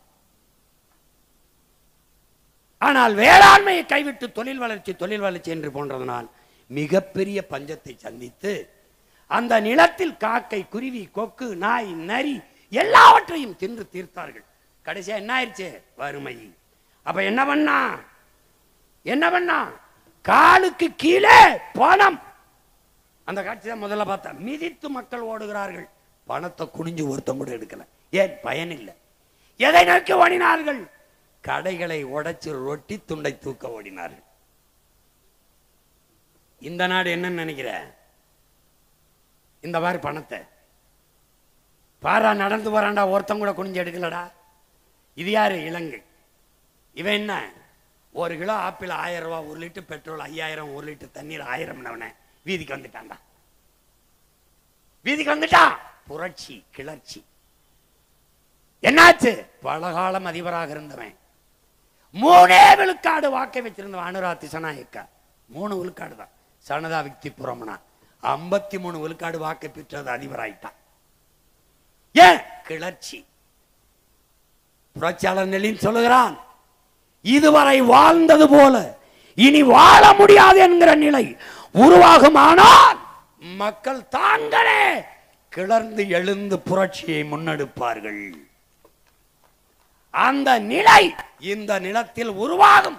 அந்த புரட்சிக்கு இந்த மகனும் அவன் தம்பி தங்கைகளும் தலைமை ஏற்போம். இது நீ பாப்ப. இந்த மாதிரி இலங்கை இறுதியாரு. இந்த இலங்கையை நீங்க கவனிக்கணும். இந்த இலங்கையில ராஜபக்சே அதிபர் வீடு மக்கள் முற்றுகையிடுகிறான். விலை உயர்ந்த கார்கள் அடிக்க வைக்கப்பட்டிருந்தது. என் உடன் பிறந்தானே ஒருவன் கூட காரை எடுத்துக்கிட்டு போல. காருக்கு தீ வச்சு கொளுத்திட்டு போனான். ஏன்? அவனுக்கு வேண்டியது கார் அல்ல, நீரும் சோறும். இதை தெரிஞ்சுக்க. இங்க பாரு யாருன்னு. இவர் யாருன்னு பார்த்தாடா, பங்களாதேஷ் வங்க தேசத்தின் தந்தை முஜிபுர் ரஹ்மான். இந்தியாவில் இருந்து பாகிஸ்தான் விடுதலை, பாகிஸ்தான் இருந்து பங்களாதேஷ். காரணம் என்ன? இந்தியாவிலிருந்து பாகிஸ்தான் ஒரே மதம், ஓர் இறை, ஒரே வழி, நபிகள் நாயகத்தின் மொழி.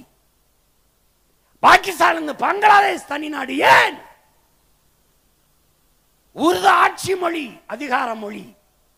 முகமது அலி ஜின்னா டாக்கா பல்கலைக்கழகத்திலே படித்துக் கொண்டிருந்த முஜிபுர் ரஹ்மானும் அவன் நண்பனும் உருது ஆட்சி மொழி என்றால் என் தாய்மொழி வங்க மொழி என்னானது என்ற குரலை எழுப்பினான். கிளர்ச்சி, புரட்சி.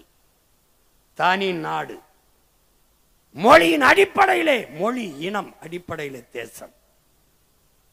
அந்த தேசத்தின் தந்தை முஜிபுர் ரஹ்மான் விடுதலை பெற்ற நாட்டின் தந்தையை கழுத்து மேலே ஏறி நின்று கழுத்தை துண்டாக உடைத்து வீழ்த்தினான். காரணம் கிளர்ச்சி, பொருளாதார வீழ்ச்சி, பின்னடைவு. இலங்கையில் வந்தது, வெனிசுலாவில் வந்தது, வங்கதேசத்தில் வந்தது, இன்று நேபாளத்தில் வந்தது, நாளை இங்கு வராது என்று யார் இதிலே உறுதி தர முடியும்? பாருங்கள் கிளர்ச்சி. வாழ முடியாது என்ற சூழல் வந்தால் கிளர்ச்சி. அந்த நிலைக்கு போவதற்கு முன்பு இனமான முக்க என்னுயிர் சொந்தங்கள் தெளிந்து அறிந்து கிளர்ந்து எழ வேண்டும் என்பதுதான் உங்கள் பிள்ளைகள் எங்களின் விருப்பம். அதற்காகவே இது போன்ற கருத்தியல் கூட்டங்கள், மாநாடுகள். நிலத்தடி நீர், இங்கே பேசிய நம்முடைய அப்பா கல்லு நல்லசாமி அவர்கள் குறிப்பிட்டார். நிலத்தடி நீர் என்பது மனிதர்களுக்கானது அல்ல. நம்முடைய தந்தை பெரிய தகப்பன் நம்மாழ்வார் அவர்கள், நீர் பூமிக்கு மேலே தேங்கி இருக்கிறது மனித பயன்பாடு, பூமிக்கு உள்ளே இருப்பது மரங்கள், செடி, கொடி, தாவரங்களுக்கானது. பாரு, நீ இப்ப எத்தனை ஆயிரம் அடிக்கு குழி போடுற பாரு, எத்தனை ஆயிரம் அடிக்கு உள்ள போகுது பாரு. 100 அடியில் 1000 அடிக்கு கீழே துளையிட்டு நீ நீரை உறிஞ்சி எடுக்கிற. ஆனால் இந்த மரங்கள் 1000 அடிக்கு கீழே 400-500 அடிக்கு கீழே வேற இறக்கி நீரை எடுத்துக்கொண்டு வர முடியுமா? ஏன் சிந்திக்கவில்லை? ஏன் 1000 அடிக்கு கீழே போகிறாய், நீரை உறிஞ்சி கொண்டு வருகிறாய். பார், அங்கே பனை தென்னை 1000 அடிக்கு கீழே போய் நீரை உறிஞ்சி கொண்டு வருகிற வாழக்கூடிய ஆற்றல் பெற்ற பனை கழுத்து முறிஞ்சு சாகிறது என்றால் 1000 அடிக்கு கீழே தண்ணீர் இல்லை என்பதை உணர்த்துது. உன் நிலம் பாலைவனமாய் கொண்டிருக்கிறது என்பதை உணர்த்துகிறது. அதுக்கு பாரு, 1000 அடிக்கு கீழே போய் தண்ணீரை உறிஞ்சும் போது கடல் நீர் மட்டத்துக்கு கீழே நீ போயிடுற. அப்ப கடல் நீர் உள்ள வந்துருது, நிலத்தடி நீர் எல்லாம் உப்பாயிருது, ஒன்றுக்கும் பயன்படாத ஆயிருது. அப்ப 1000 அடிக்கு கீழே உறிஞ்சு கடல் நீர் பூமிக்குள்ளே புகுந்து விட்டால் எதற்கும் பயன்படாது. இங்கே பார், நம்முடைய மூதாதை இளங்கோவடிகள் முல்லையும் குறிஞ்சியும் முறைமையில் திரிந்தால் நல்ல இயல்பளந்து நிலம் நடுக்கு விற்று பாலை எனும் படிமம் கொள்ளும் என்று பாடுறார். முல்லை என்ன செய்யற? காடுகளை எல்லாம் அழிச்சிடுற. குறிஞ்சி மலையெல்லாம் நொறுக்கிற, கல்குவாரி. அப்ப நிலம் என்ன ஆயிருது? பாலை எனும் படிமம் கொன்றது. புரியுதா? எந்த உயிரினமும் வாழக்கூடிய வாய்ப்பு இல்லாது பூமி மாறிடுது. ஆக்குறது யாரு? நீதான். இப்ப கடைசிக்கு எங்க வர்றான்? இதுவரை நான் பேசினேன் அண்ணன், இப்ப நம்ம எல்லாருடைய ஆத்தா பேசுறா. யாரு? தண்ணீர். உலக உயிர்களின் மாதா, உலக உயிர்களின் தாய், எல்லா உயிருக்கும் பாலூட்டிய நம் பெருந்தாய் பேசுறா. தண்ணீரின் கண்ணீர் என்ன சொல்றா?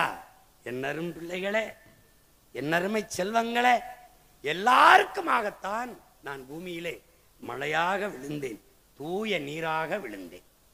அதை நீ என்னவாக்கி வச்சிருக்கிறாய் பார். இது என்னன்னு நினைக்கிற? இது ஆறுல காவிரி ஆற்றில் அவன் திறந்து விட்ட தண்ணீடாடே. பாரா ஒரு தடவை என்ன செய்யறான்? ஆலை கழிவுகளை, சாய கழிவுகளை சேர்த்து வைக்கிறான். நமக்கு தண்ணீர் திறக்கும் போது அதோட சேர்த்து திறக்கிறான். எப்படி வருது பாரு. இந்த நீரை நதி எங்கும் ஓட விட்டு அந்த நீரை நிலத்தில் பாசனத்துக்கு பயன்படுத்தினால் இந்த நீர் நஞ்சு. அது போய் நிலத்தில் படிந்தால் என்ன விளையும்? நஞ்சு. இந்த நீரை எடுத்து குடித்தால் என்ன குடிக்கிறாய்? விஷத்தை. இந்த நீரை மற்ற உயிரினங்கள், மான், யானை, புலி, சிங்கம், கரடி, கொக்கு, குயில், மாயில் எல்லாம் குடிக்கிறது. எதை குடிக்கிறது? விஷத்தை. பார் என்ன பண்ணி வச்சிருக்க. என்ன கேட்கிறா? இப்படியாடா நான் உங்களுக்கு தந்தேன், இப்படியா தந்த, அதை நினைச்சுத்தாண்டா நான் கண்ணீர் வடிக்கிறேன். என் பிள்ளைகளே, என் பிள்ளைகளே, நான் பெற்ற செல்வங்களே, உங்களை நினைச்சு தாண்டா நான் அழுகிறேன். இங்க பாரடா என் மக்களே, என் பிள்ளை செல்வமே, பாரடா உன் தாயின் வயிற்றிலே, உன் தாயின் வயிற்றிலே உன்னை பத்திரமாக உன் தாயின் கருப்பையிலே தண்ணீர் குடத்திலே நான் தாண்டா உன்னை சுமக்கிறேன். பாரு, கையை கால அசைச்சு இதமான வெப்பத்தில் உன்னை பத்திரமாக பாதுகாத்தது வச்சது நான் தாண்டா உன் தாயின் கருப்பைக்குள்ளே. பிறக்கும் போது மகனே, என் மகளே, என்னை உடைத்து தாண்டா பிறந்தாய். அந்த குடத்தை, உன் தாயின் பனிக்குடத்தை உடைத்து தாண்டா பிறந்தாய்.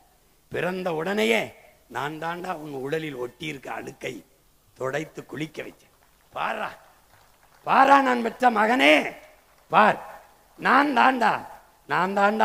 தாண்டா உன்னை குளிக்க வச்சேன். உன் தாயின் மாறல முதன்முறை பசிக்கு பால் உடித்தாயடா, பால் நான் தாண்டா. வெள்ளை நிறத்தில் உன் தாயின் மார்பு வலியே பாலாக வந்து பசிதித்தவள் நான் தாண்டா. பாரடா பாரடா நான் பெற்ற மகனே, பாரடா பார், உன் தாயின் மாறில் பால் நான் தான். பார்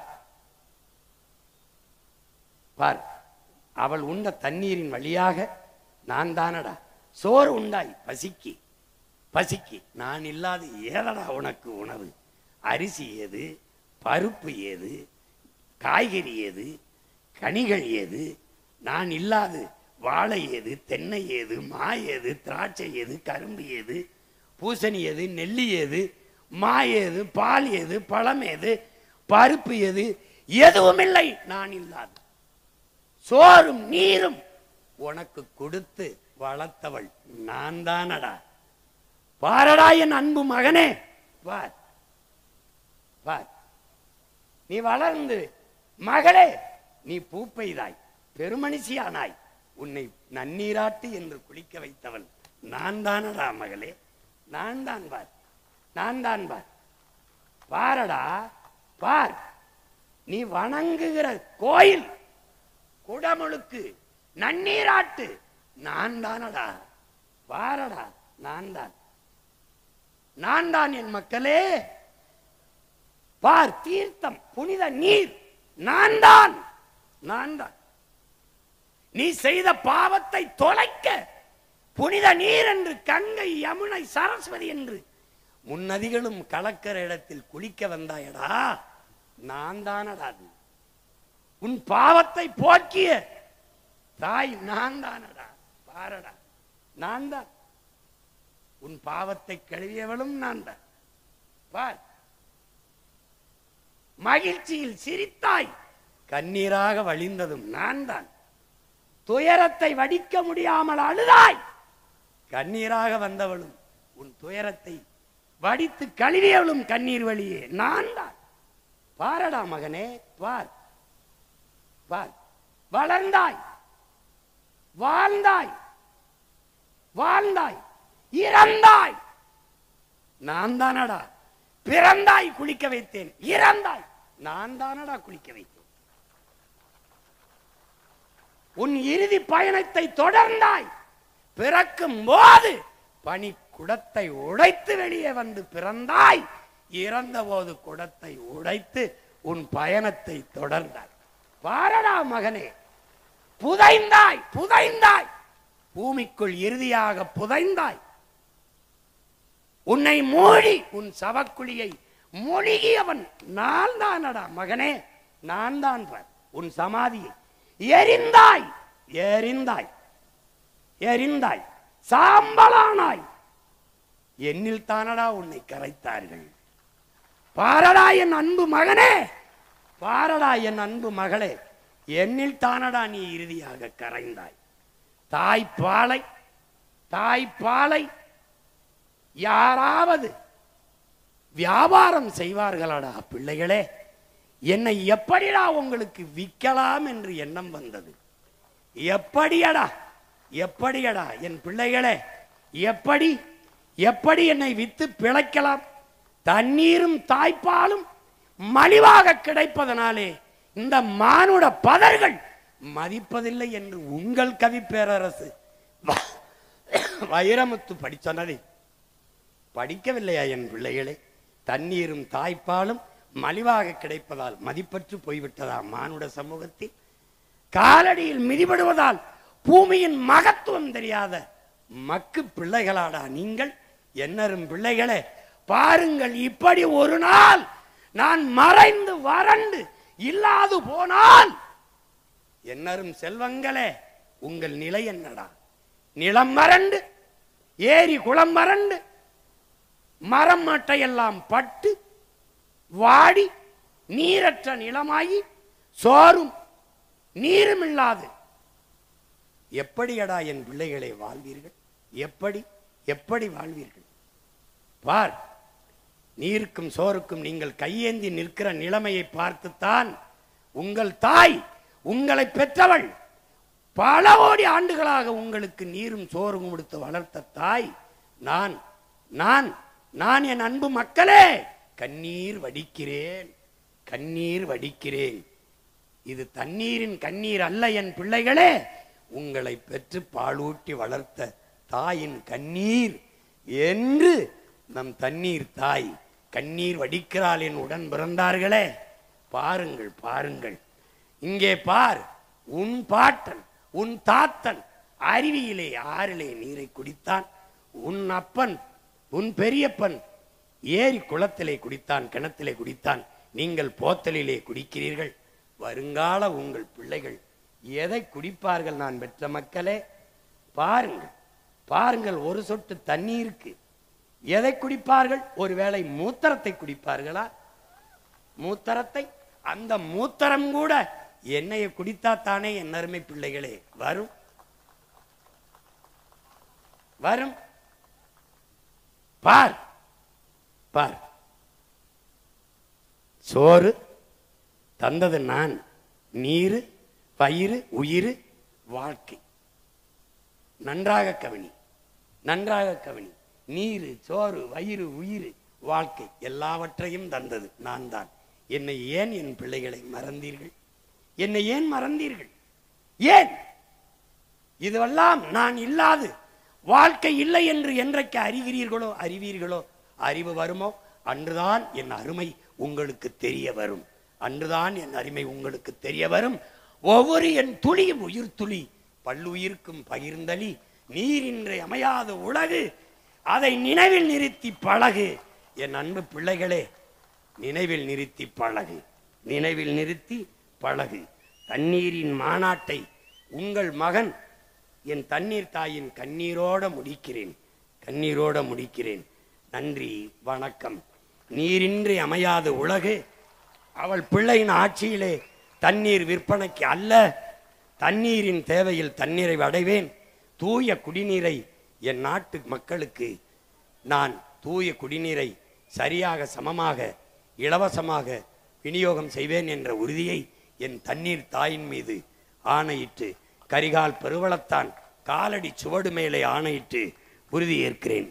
நன்றி, வணக்கம். தமிழ்தாய் வாழ்க, தலைவர் பிரபாகரன் வாழ்க.